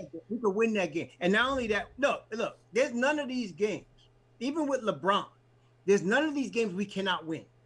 Right. There's none of these games we cannot win. But I'm thinking the Knicks have shown in this season that there's times they get fatigued and it shows in the court. That's right. Okay, so I'm thinking at some point in this road trip, they're going to feel this fatigue. Whether it's a 3-win road trip or a 2-win road trip, I'll be happy with 2. If they end up with 3, I'm ecstatic. I feel you. I get it. You know what I'm saying? So I get it. I get it. But I'm feel you. I think we can go 4-9 on the. I think we can go 4-9 the rest of the way. I agree with that. But here's the thing: the Hawks, right? Because I got the Hawks schedule. Wait, you mean 4 and 5? Yes. Okay. 4 and 5. I'm sorry. 4 and 5. I'm with that. I can see us doing that. Look, I'm with that. So that would end up. Where would we end up at that? We'd be 39 and 33. Hey, I'll take that. I think we could do that. I think that's realistic. I think that's top 4 in the East. I think that's top 4 in the East, and especially because shout out to Ken, who did a really good article about the Atlanta Hawks, and he was saying that he expects the Hawks to overtake us because their schedule is a little easier. But the thing about the NBA is it's unpredictable, right? I mean, the Hawks just lost. Who they lost to? Some scrubby team. No, that's the thing. This is why I'm talking about this right now, Raw. When he first wrote that article, the Wizards were bad when he first wrote that article. Yeah. After he wrote that article, all of a sudden the Wizards 8 straight are like an elite team. Yeah, man. Straight. They won 8 straight. Exactly. No, look. And that's our biggest threat. That's our biggest threat. They got spanked by 76ers, but then they were missing, Trae Young. They were missing Herter. Right. A few players. And they were missing Bogdanovich. They played Sixers again on Friday, I think. Yes, they played the Sixers again in Philly on Friday. I think that's going to be another loss. Exactly. And then they played the Wizards twice back to back. I wouldn't be messing with the Wizards right now. Me neither. I wouldn't be messing with the Wizards right now. So Yeah, so I don't know what your boy was saying, but I'm just saying I don't think so. I mean, Atlanta, they play Chicago on Saturday, the second night of a back-to-back. Right. Okay? They play Chicago. Monday, they got Portland. What is this guy talking about? They got Phoenix on Wednesday. But Raw, this is before. This is like 10 games, 20 games before Wizards were nice. Oh, it's true. See, they got Murderers Row. Yeah, exactly. And before the injuries. But all of they last 1, 2, 3, 4, 5, 6, 7, 8 games. All of their games in May are they got 7 games at home, right? And they got 1 at Indiana, who has no more Miles Turner for the year. So they got So and then who knows if Zach LaVine gonna come back? But let's count the Chicago game as a win for them. They lose to Portland. They will lose to Phoenix. They will beat Indiana. They will lose 1 of 2 to Washington. And don't sleep on Orlando. Cole Anthony's been balling. They've been balling. Cole Anthony and Gary Harris. I'm gonna give the Hawks to Orlando. All right, you gonna give Orlando? All right, so let's give them Houston too. So let's see. They will win out of the next 7 games. They will win 1, 2, 3, 4, 5. They win 5 out of 7. Daggone it. That would still have them at 5th. Wait, but they're gonna lose to Philly. They're gonna lose to Philly. So now they go for their last 8 games, they go 5-3. So what is their record now? If they go 5-3, if they are 5-3 for their last 8 games. Let me see, 62. And we have the season series. They got 10 games. They got 10 games to play. Then we win the series too. Oh, shoot, we have another caller too. I want to get this other caller in. We have 2 callers actually. Let's get these guys. They got 63 games. They got 9 games left. They're gonna go, if they go 5-3, they will be 39. They go 5-3, they'll be 39 and 30. No, that's not right. While you figure that out, girl, I'm gonna bring this next caller in. All right, go ahead, man. They go 5-4. And my man wrote the math. Today's mathematics. You can end up with the same record. And then we caller. I brought you in, caller, so you can hit that KOT live button. But look, JL's. And then we won them, right? Because we beat them twice, right? And we won the series. We won the season series. So we beat the 4th seed. So we beat the 4th seed. I'm telling you, it's a date with destiny. We're going to meet Atlanta in the playoffs. I can feel it, JL. All right. Soulfinger, you are all on the live stream. My man from San Diego, Soulfinger. What's up, man? Yeah, hit that KOT live. Hey, what's going on, Uncle Raw? There you go. What's going on, man? Can you hear me? Yes, you can. Yeah. Okay, I didn't know if you hear me. So finally got back on, and I was listening to what you and shout out to Jay Ellis. Hey, you guys putting out some good info, and I had to jump off work real fast as I could because I was like, oh man, they talk about, hey, this is what I need to be hearing to get off this job. So clock out. That being said, listen to what you're saying about this West Coast swing. I'm thinking about catching going to Phoenix, actually try to catch that game. Phoenix is about 3 hours from you, right, Phoenix? Actually, it's actually about 7 hours. Right. Because I was in Yuma earlier this year, and I drove from San Diego. Okay, yeah. So I was looking at that, but I'm thinking about doing that. But it's gonna be this West Coast swing is a test. It's gonna be another test. Tibbs have been getting our boys ready for the playoffs from day one. And I don't think about it. Look at how he coached them. Yeah. He's been doing that the whole time. I don't know if can Jailers hear me because I don't think I can hear him. I can hear you perfectly. Can you hear me? Can you hear me? Well, raw answer for me. JL, can you hear JL? Can you hear JL? No, I can't hear him. I can just get you. That's interesting. All right, well, talk to Raw then. Yeah, I thought about that, JL. I didn't know what's going on. It's all good. It's all good. So yeah, because JL had the Knicks going 4-5 over this next 9 games, and if we get Atlanta going 5-4, that means they end up with the exact same record, and the Knicks have the tiebreak. I'm kind of leaning towards us actually flipping that number. Actually, you're saying we're going to go 5-4? Yeah, I actually think we can do that. And Hey, the listen, only reason, I'm all for that. I'm trying to, I guess, protect myself from disappointment. well, no, I understand, because my thing is with those back-to-backs are killers. So they're on the road and these back-to-backs. That's going to be. It's not. I'm not worried about the other team. It's the lack of rest and everything that they're gonna probably get in that time difference. Because Right. We only got one from, back-to-back on the road, though. Okay. Yeah. Yeah, Like that. It's Sunday. Houston and Memphis is back-to-back Sunday and Monday. Okay. So I'm gonna just chalk it up. Houston, that's a W. I normally don't do that, but I'm gonna chalk that up to a W. Facts. Memphis is gonna be tough, regardless. Right. We got them. They're not too happy because they gave that game up. They're gonna try to give it to us. We got to play the Clippers. That's a get back game for us. I look at it as a get back game and another good measuring stick for us. The game Phoenix, I think we got that one circled. That's the get back for us. James Brown playing in the background. Facts. Big payback. Big coming after payback them on that one. The big payback. That's one of my favorites, man. Yeah. So we got to get them, and especially the way they were chirping, because they had. I mean, if it wasn't for Chris Paul throwing up those shots, I mean, we've seen him do it before, but hey, like I say, the sun is shining on the dog's backside every now and again. That dog's backside was sunburned the way he was throwing things up, man. And but I think we're gonna get them. And considering we played without Burks and they were playing flat.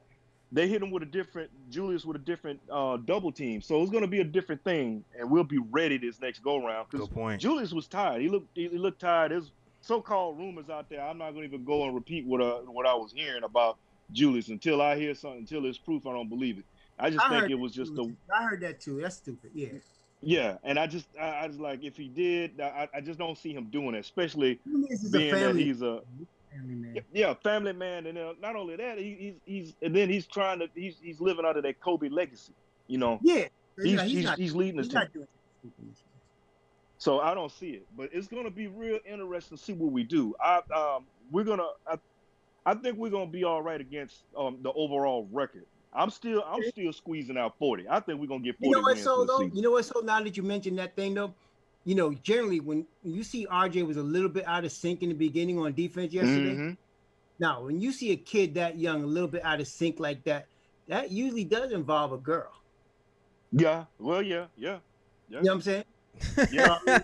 That usually does involve a female. So that could be a part of it. But anyway, so I'm not gonna predict the Knicks, but I tell you what, I do think Atlanta's gonna lose 2 in a row. Absolutely. They're gonna lose to the Sixers Friday, and because it's the second night of a back-to-back, and they gotta go to Chicago. Oh wait, no, Chicago's coming to them. I still think Chicago beats them, especially if LaVine plays. Yeah, if LaVine is playing, but the thing is, Vucevic is a Knick killer. I don't know what it is. He could be on a team. He could be on a team of non-shooting little people. He gonna give us the business, man. I don't know what it is about him and us. Man, he gives you headaches and fits. Absolutely. I think he's gonna have a good game against him. And Trae Young, even if he comes back, they're gonna put pressure on that ankle, man. And the thing is, Trae Young doesn't play defense. He doesn't really play defense. So you come at him and make him work on that ankle. We want to see where you are. And I think, and like you were saying again about Washington is another one, man, that they don't want to see. They coming hot, but exactly. I don't think we're gonna be dealing with anybody like that. We're at that 4 spot. I think we got the 4th spot on the lock. That's right. We got it locked. It's all, I mean, at the end, when it's all said and done, Jay Ellis, Uncle Raw, it's all gonna come together like butt cheeks. I'm telling you, it's gonna come together like butt cheeks. I'm not gonna I don't want to put the whammy on my squad, but I'm with you on there. I can see 5 and 4. Yeah, I'm pulling for 5 and 4. But if we go 4, if it flip around the way 4 and 5, I'm cool. I'm cool. I'm cool too. I'm cool. Yeah, I'm cool. Yo. It's just that we have accelerated our rebuild. We're 2 years in ahead. We're 2 years ahead. Facts. And the 1 year we're in the second year of where we should be. Facts. Which is a beautiful thing. Facts. Salute to the caller, man. My man sold out of San Diego, repping San Diego, baby.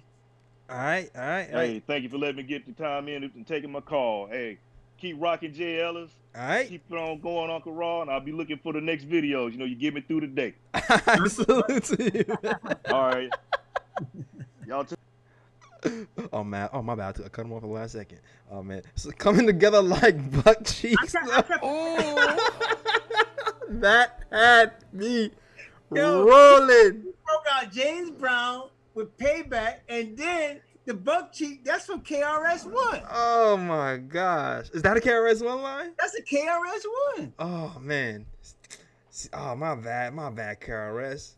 I didn't know that was your line, yo. Shout out to the OGs be doing Yo, he the was coming with it, man. old metaphors. I knew the payback because my pops, you know what I'm saying? Oh man, James Brown with the big Payback. Oh my God. Yeah, I knew because of my pops, yo. My pops wasn't into the hip hop though. I kind of went back on it. I went back and rediscovered KRS-One and those guys. I'm probably either as old or older than your father, so I go exactly back. Yeah. Exactly back.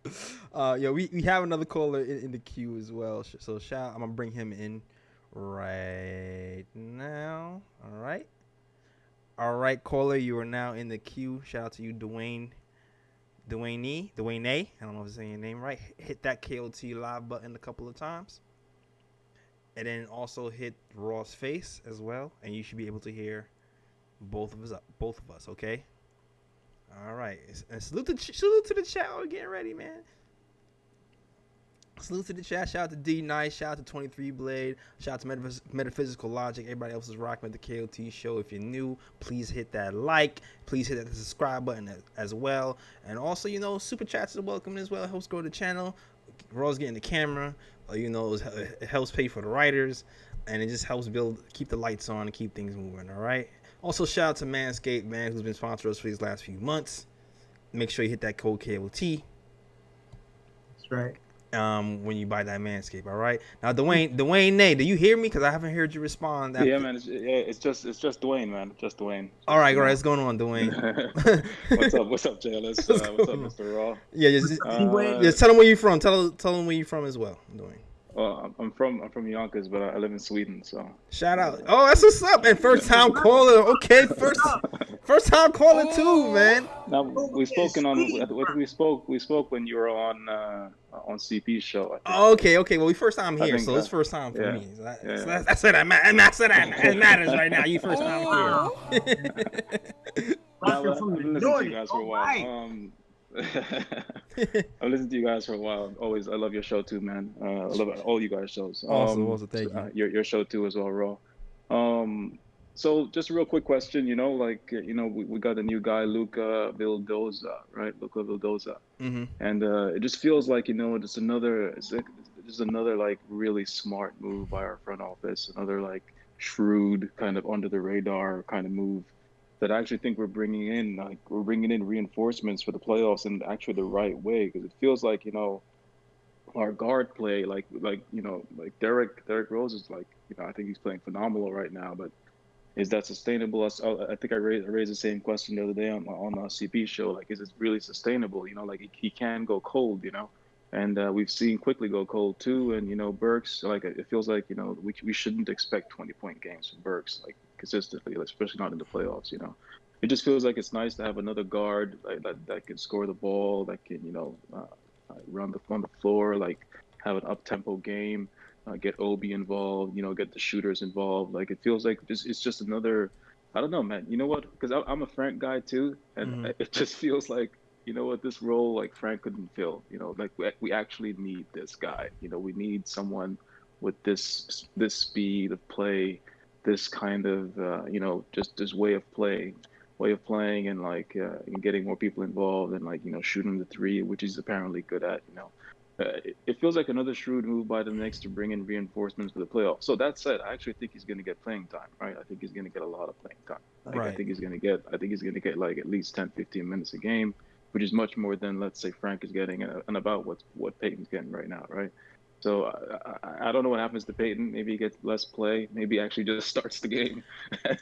Man, I think that is wishful thinking, sir. Yeah, I guarantee you one thing: this guy's not going to play. He's not playing this year. He's not playing this year. He's not playing this year. Oh man, I don't know about that, guys. All right. I don't know about that. We're on different courses. I think he's playing.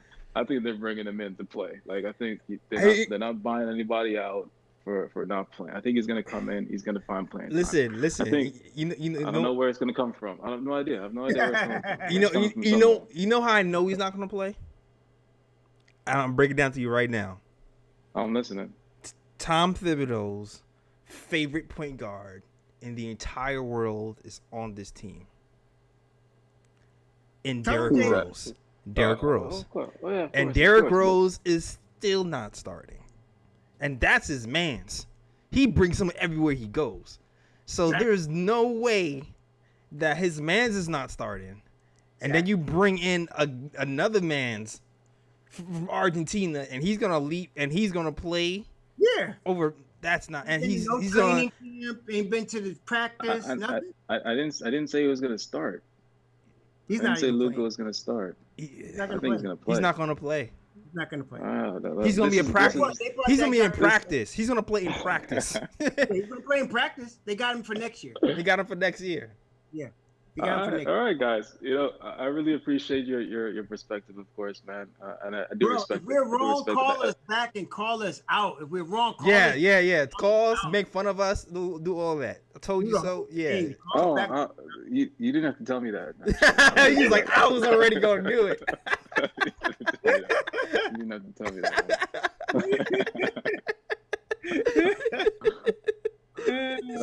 All right, guys. Thanks so much. You know, I love your shows. Keep up the good work. You know, take it easy, guys. All right, man. Shout out to Dwayne. Oh God, this is fun, Jay. That was funny. Oh man, shout out to Dwayne. I mean, but there's people that do that, like somebody that's coming late. Oh, he's gonna play this number of minutes. No. Who's your coach? His name is Tom Thibodeau. Tom don't play that. Tom don't play that at all. He is like all of these guys last year thought that some rookie point guard was coming and starting with Tom Thibodeau. Please. Yeah, no. Tom is. If there's anything you learn about Tom is very much set in his ways. Yes. So for him to change his ways, not gonna happen. During the playoffs, no, when the games count. No way. There's no way. I should have bet him some super chat money. That's what I should have done. It's not gonna happen. Nobody's coming on unless if Luol Deng was available. Exactly. If Luol Deng was available, then Luol Deng would start. He would start. If Joakim Noah was an outcast. Exactly. If he wasn't too lit for New York. Forget it. Anybody else forget it. No. Exactly. Not this guy. No. All right. Next caller, man. Next caller come in the chat. I got Kareem Grant in the chat right now. Oh man. Oh, we got a line. Okay, we got Craig coming later. All right, Kareem, you are now live. You know the drill. Hit the KOT live button a couple of times and hit that Uncle Roll's face, and then you'll be good to go. You should be able to hear both of us. All right. Can y'all hear me? Yes, I can. Yeah. Can you hear? Yeah, I can hear you. That's what's up. What's up? Tell me your name, where you from. Let the people know. No, this is Kareem from Delaware. Mm-hmm. All right, Delaware. What's going on, Kareem? Thanks for calling back. Thanks for calling back, Kareem. Shout out to you. What's up, Raw? How you doing, man? What's up, my brother? A lot of brothers in Delaware. What's up, Delaware? Hey, I had a question about the player we just signed, Luca Vidoza. Like, what do you think? How he's going to impact the team? Like, is he going to play in the playoffs, or is he going to play, at the end of, for these next few games? Like, what do you think is going to happen with him signing on to the team now? He's not going to play this year. He's going to practice. Yeah, he's a practice guy. He's not getting no time this year. Zero. No burn. No burn. None. I'm telling you right now. He's not getting none. He'll start training camp. And what'll happen after that, I don't know. But as far as this year, you got to understand who your coach is. He is not going to just play a guy that they just signed from somewhere. Mm-hmm. He's not going to do that. So your coach is not going to. He's got his 9-man rotation, and that's who he's got. Now, the other guy be a practice guy, and he better practice hard. Because I'm not going to have him practice hard. He better come in and practice hard. But I'm saying I think they signed this guy for next season. Exactly. It's a first look move for next season. Him, Norvell, they're gonna try to fill those guys out for next season and get an early start for like their little training camp in the summer. I'm just surprised that they made that move in the first place. I don't know if he's a good defensive player. Right. I don't even. That's what I'm saying. We don't know he has a reputation of being a good defensive player, but at the end of the day, like I said, he's 6'3", so you just don't know how that translates onto an NBA level. You know what I'm saying? Yeah. Right. I feel you. Thanks for taking my call. No doubt, Kareem, man. Thanks for calling in, man. Blessings to Delaware. All right, salute to you guys in Delaware. All right. All the tribes in Delaware. All right. All right. See, shout out to us. It's moving. I see somebody else in the queue as well. Yo, shout out to my people just coming in. Shout out to my boy Edson Sean. Oh. Edson Sean, y'all know originators, man. Original KOT crew. We used to do the show in his. Oh, shoot, for real? Yeah. Original KOT crew. Edson Sean in the building, man. He started off doing the show in his garage. Oh my God! Look at that. Yeah, man. So shout out to Edson Sean, man. Shout out to Edson, back in the day. Back in the day, yeah. He'll be back on the show sooner or later. I know life is hectic for him. Salute to you, Edson. Shout out to Nuggy Fresh in the building. I see you over here, man. Salute to you guys as well. All right. I used to beatbox back in the day. I used to hit the tables. That was my thing. All right. And shout out to Josh Ace. He said he's watching the content. He's also watching the NFL draft, but he just wanted to show some love. So salute to you as well. Oh, right? Is that tonight's the draft? Yeah, I guess, yeah. And he said the NFL draft is now, so let's try to wrap this up if you guys want to watch the draft. Oh, we got more people coming. All right, so this is a lit night today. Okay, it's lit tonight. And Raw, if you have to leave, it's cool. I can rock the show by myself if you have to leave. Yo, if you could do that, man, that'd be good, man. All right, because I know you. All right, so it's all good, man. Just sign off if you have to leave. Jay Ellis is the best, man. I'm trying to tell y'all this is the man right here. And you already know. He's carrying the whole crew. He's Jay Ellis is Julius Randle on the YouTube. I'm Julius Randle. Carrying the whole crew. My 3-pointers went up. My mid-range. The whole crew. He's taking the impact. He's doing what he got to do. Helping his team make the playoffs. Oh. There you go. All right, my man. Hey, shout out to the chat. Shout out to all the callers. Please be safe out there. Blessings. All right. Salute to you, Royal. Thanks for coming through, man. As always. All right. Next caller. Let's get it on. Let's get it in. Got my man Craig. All right, Craig. You are now. I drove you in the chat, Craig. All you gotta do. You already know the drill. Vet. Hashtag vet over here. Okay. Hashtag vet over here, man. Let me know you're ready, and salute to the chat. Lucky Fresh, Edson, Sean, Metaphysical Logic, everybody else in the building. Sang Freud 29. If you like this show, please like, subscribe, please share. Also, Cash Apps and PayPals are appreciated. It helps grow the channel, helps pay for the writers, helps pay for the equipment, helps keep the lights on. So shout out to you guys. All right.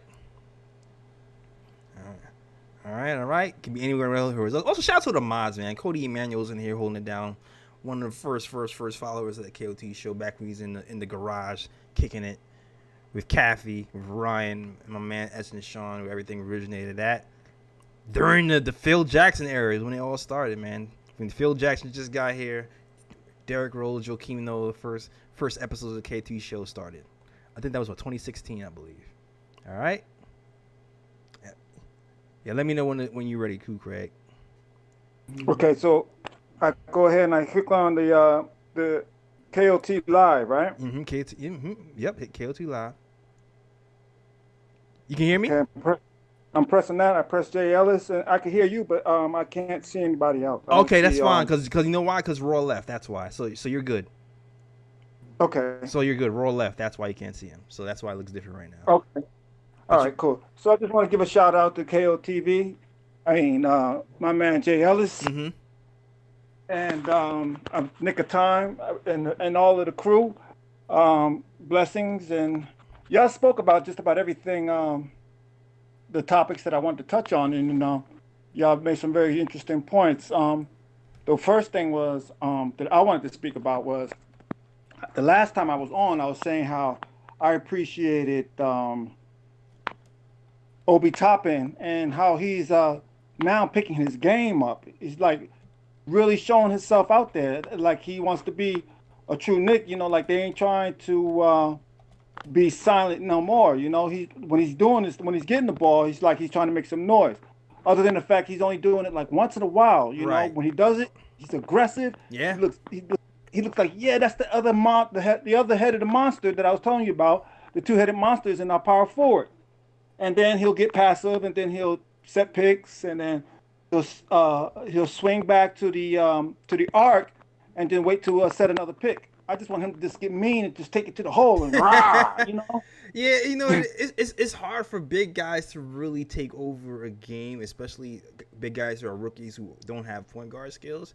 You really have to kind of rely on your guards to get you the ball. You know what I mean? So I don't really blame him. But I will say this: they did say that Derrick Rose has been speaking to him before and after every game, telling him what he has to work on. And I feel like over the last couple of weeks or last week or so, he's figured out that he has to use his athleticism a lot more. So he's been crashing the balls a lot more. He's been cutting. I mean, he's always been cutting, but I feel like he's been crashing the boards a lot more lately, and it's resulted in easy baskets and more rebounds. And he's just figuring out. Even the highlight play he had last night, where the follow up on the missed shot, monsters. That's what I'm talking about. That's the attitude. I want him to have that grit. And I noticed also something, the fact that only when Derrick Rose is on the court with him, when he shines. Yeah. When Derrick Rose is not on the court, he's silent. He only stays on the court for maybe 5-10 minutes max, and he's got to sit down. Yeah. Get Julius back. Yeah. That's why I want him to get that point where Derrick Rose, when we get our point guard, our true point guard that's going to start and run the offense like a general, that's going to utilize everybody on the court, such as him, even Robinson, you know, because he's an alley-oop man. He's the alley-oop man. You throw it down to him, his hands is going so that you don't go in. Other than the fact that Noel, you know, I mean, I appreciate his games getting stronger and stronger. You know, it's funny that fact that before the season started, he put that thing out there in the air saying that Robinson's gonna have to watch out for him because he's looking to start. You know what I'm saying? Yeah. You remember that? Yeah, I remember that. He's coming for his neck. Now he's looking like he wants to keep that starting position. You know what I'm saying? So that's like, you know, I want my man to get back in, you know, show like I'm supposed to be the one that runs this 5 position. I'm the man that sits with the blocks. I'm the man that does the alley-oops. And I do all the dirty work down in the paint. That's what I want to see. But I'm concerned about, you know, him being injured and the talk of, you know, we using him as a piece for a trade, you know, so that kind of like shakes me up. Yeah, I mean, it's possible, man. It's possible. Nothing. This is all hypothesis. This is all speculation. There's no news or anything that came out. This is just my brain thinking about what happens with certain franchises when a guy rises to the ranks, and you realize, okay, well, maybe this guy might not be me. That's just business. That's just kind of what happens. Even when you look at what's my man's name from Phoenix? Who? Kelly Oubre, right? Kelly Oubre. Right. Exactly kind of what happened with Kelly Oubre. Like, he was injured, out of sight of mind. Then his backup started scoring. He started being able to shoot threes, and then people started to realize, like, wait, it's contract time. Do we really need Kelly Oubre? Because we were able to survive without him. And that's the same thing that happens with certain teams when people get injured, and you're still able to sustain. So, not to saying it's going to happen, but it happens in this league, you know? Right. And the last thing I wanted to speak about was the fact that we're going on this road trip. And a lot of these teams right now are feeling as though, okay, now that we are making noise, and they should be frightened of the Knicks because we are making noise. And I think that we're going to have a better record on this road trip than people suspect us to have, because they had counted us out from the beginning of the season. When they thought that, you know, we was going to be running last place, and then we're going to be in position to get Cunningham. Now we done blew that all up. Now, you know, it's like whoever we get, you know, it's a new guard. The front office is a good team that I trust that they're going to make some smart moves. You know, like when they pick up this Luka guy, and I don't even think that they picked him up for next year. He could be a piece that we use for trade. You never know. You know what I'm saying? So their front office has done some wizardry, you know, and caused some magic. That's true. That, you know, they picked up a spot in the draft by taking their draft and then trading it for a pick to get to get Quickley. See what I'm saying? So that kind of like just you don't know which way they're going. Yeah, They'll Allen Iverson, they'll do that crossover on you and break your ankles. So nah, you're right. You know, I really trust the fact that the front office is going to do what they need to do to put together a championship team. Because right now we're looking at trying to build a team. We built the team with just little bits and pieces that came from the junkyard. Things like, you know, this team they don't have no major stars. Look, we took all of our investments and let KP go to get Irving and Durant, and thank God we didn't get them. They got the third best choice, which was the best piece out of both of them guys. You know what I'm saying? Absolutely. So, you know, I'm really glad. I'm really proud the way how Perry saw that move and picked up on that. And now that we got Leon, he can go ahead and he can master putting the rest of the team together for a championship. Yeah, so. yeah, you're right about that, man. This front office is unpredictable. Real G's moving silence like lasagna. They made this out of nowhere. You didn't know? Yo, you know how long it took me to get that line? I was like, what is that? How do you? I had to look up lasagna because I couldn't spell. I was like, oh, yo, Lil Wayne is a genius. but you're right, man. You don't know what moves the Knicks are gonna do, man. You just don't know. He could be a trade piece later on. But I do know I'll stand by. He is not going to be in the playoffs. He's not playing in the playoffs. I stand by that, though. right. I'm with you on that, Jay. I'm really with you on that. And I appreciate the time, and thanks for taking my call, and blessings to the Knick Fan TV. Yeah, salute to you, man. Nick, I keep saying TV, Knick of Time. My bad. It's all good, man. I know what you mean. The remix, the Knick Fan TV. Salute to you, Greg. Okay, all right, man. Appreciate it. Oh, man. Yo, shout out to everybody in the chat, man. Shout out to Craig. Yo, do we have? I think we have. Yeah, we got one more caller. We got Reed, man. We got Reed. We got another caller in the chat. Shout out to the guys watching. If you appreciate the show, please like and subscribe to the channel, man. Super chats are also welcome. Helps keeps the lights on. I literally got new lights. You see that? Thanks, chat. Literally got new lights. Got a camera for Raw. Helps pay for the It just helps, man. It just helps pay for the riders. It's gonna help go. It's gonna help us all, man. So shout out to you guys, man. I want to add some more bells and whistles and make this thing look cool. That's the point, man. Shout out to you. All right. So shout out to you guys. Thank you for contributing to the show. Next caller in. All right, Reed. You are now live. So all you gotta do is hit that KOT live button a few times. The KOT button. Yeah, the KOT live button. I think you've hit it. And you think you should be good to go. Hit that join stream button and you're good to go. All right. Hold on 1 second. They say KOT. I ain't seen that KOT thing. I can hear you perfectly. Can you hear me? All right. Say KOT live. Mm-hmm. And then watch stream. And then watch stream, and then you're good to go. So I'm live, right? Yep. Now you live. Let's roll. All right. All right, Jay. Let's time show. My guy Raw. He had to split. I'm gonna keep this short, simple, and sweet. All right. Luka is not playing this year. We gotta stop drinking the rum and chill out. I'm with you, man. Bruh. No. Because I mean, I love the emphasis on adding new additional players this year, but he's just coming into the mix, so we have to understand the concept, the schemes, and it's not gonna happen overnight. Exactly. So we gotta chill a little bit and rock back. And he's gonna be preparing himself for next season. Let's keep it normal, all right? We are solid. So right now, as we approach the playoff, we have to be conscious to see how we are leveling up to these NBA contenders, meaning like Brooklyn Nets, 76ers, Milwaukee Bucks, these type of teams. Because even though we are doing great right now, we still is a different kind of beast when in the postseason. Right.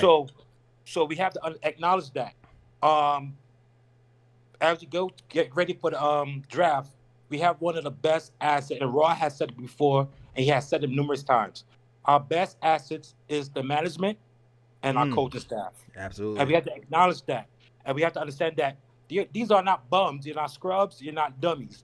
They're gonna go and do their due diligence as far as making sure that they have the right talent to adapt to our style now. We don't need them now. They got to adapt to us. You see what I'm saying? I like so that. Knicks fans, we got to understand that everything doesn't happen overnight. And we are a solid team that's going to be a good team next year to be a championship team the following year. So that's how we gotta break it down in that kind of sense. You see? I feel you, man. I feel you. So, appreciate that call, man. To the point, crisp, precise. You cut sharp like a razor. You just kept hitting in the spot, man. I like that call, man. Shout out to Reed, man. So Knicks fans, we gotta all right, let them know where you're from one more time before you leave. Overnight, and we are a solid team. That's going to be a good team. All right. It's echoing now, so I'm gonna let them go. But thanks, Reed, for the call, dog. Thank you for the call. Solid call, great call in the chat, man. Hey, look at y'all, man. Y'all showing love today. Y'all out here. I see another caller lined up. Y'all getting used to the format, man. Thank you for rocking with us. I'll see y'all in the chat. Line up to call. I tweaked the system a little bit. I took out one more step, so hopefully it's easier for y'all to talk and to talk to us. And I think it's worked. I think it's working. Taking out that one step, I think it's working. All right. I'll just have Fritz kind of, break it down. But salute to you guys in the chat. Yo, thanks for all the love and thanks for everybody who's rocking with us tonight. And calling in, man. You already know to hit that Discord chat if you want to make your point. We just broke down the Knicks versus the Bulls game. We talked about all the points to death. Now we're just talking to the people, man. Marathon stream. Knicks beat the Bulls 113-94. Julius Randle with another 30-piece. Ho-hum 30-piece game again with 7 rebounds, 3 assists, 34 points. RJ Barrett, 22 points, 6 assists, 7 rebounds, 2 steals. Emmanuel Quickley took over the fourth quarter with 11 points in the fourth quarter. It gave us 13 points, 2 rebounds. The Knicks are on the road again, fighting for a playoff berth. 4th place in the East. 5 wins out of 6. First 5 out of 6. First time we won 5 games at home since the 2000 season with Sprewell in them. Sprewell, Houston, and Marcus Camby, man. Oh, you gotta love that. Man. Shout out to these Knicks. We're doing well. We're shocking the world. We're shattering our record. We're only supposed to win 22 games. And we won a lot more than that. Waiting for the next caller. I'm guessing Fritz is preparing this next caller. Okay. He says we're through with the callers for now. Okay, so Kwame is just hanging out. All right, if we're through for the callers for now, I'll just end the show then.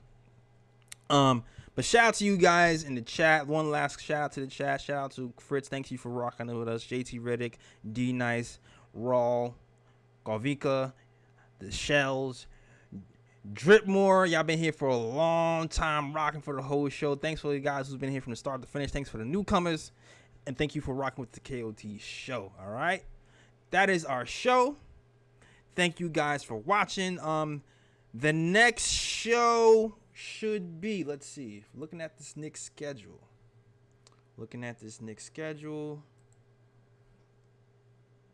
Next game.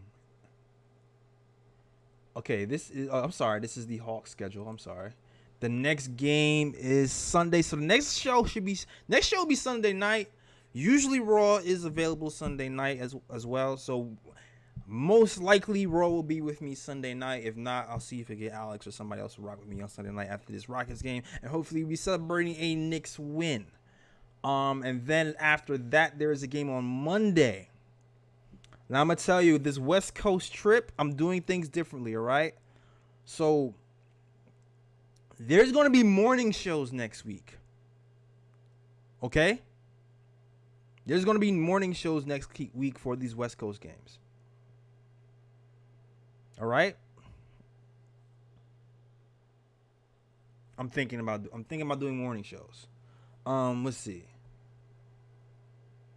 You know what? No, Tuesday. Should be able to do it Tuesday. Okay, next show will be Sunday night. Then the next show should be Tuesday. And then the next show after that will be Thursday. and then Saturday. All right, so next shows should be Sunday. We're doing a show on Sunday. There's a game Monday, so we'll do a show Tuesday night, Thursday night, and Saturday. Those will be the next few shows. So definitely hit that notification bell to make sure you know when the shows are coming. Also follow me on Twitter and follow the Discord so you also know when the shows are coming as well, because I also post in there to let people know.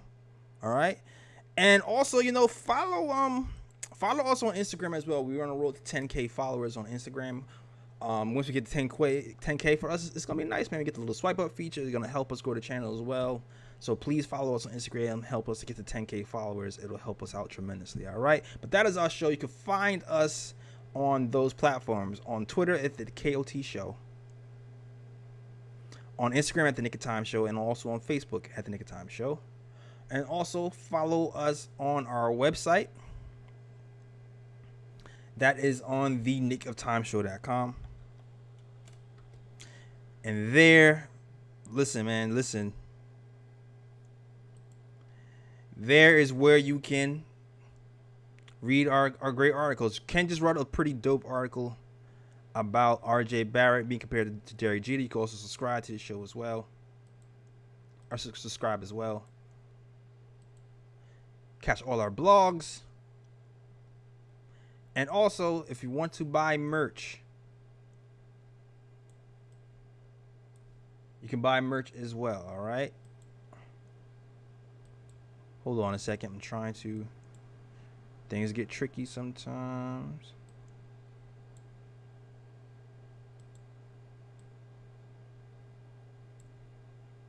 I'm going to show you how to buy this merch in a second. All you got to do, hit that catalog.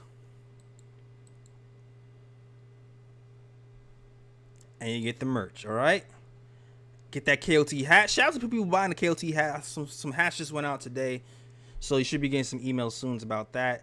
And it's also the Who's Man's is this shirts. Other t-shirts is available as well, as like the Ninja Chi shirts, Maple Mamba shirts, and all other apparel, all right? So go to the knickoftimeshow.com. Read the articles, get your merch. All help support the channel, all right? That is our show. Thanks for watching. We out of here. And as always, shout out the World Wide West. Everywhere we go, we leave a worldwide mess. Peace.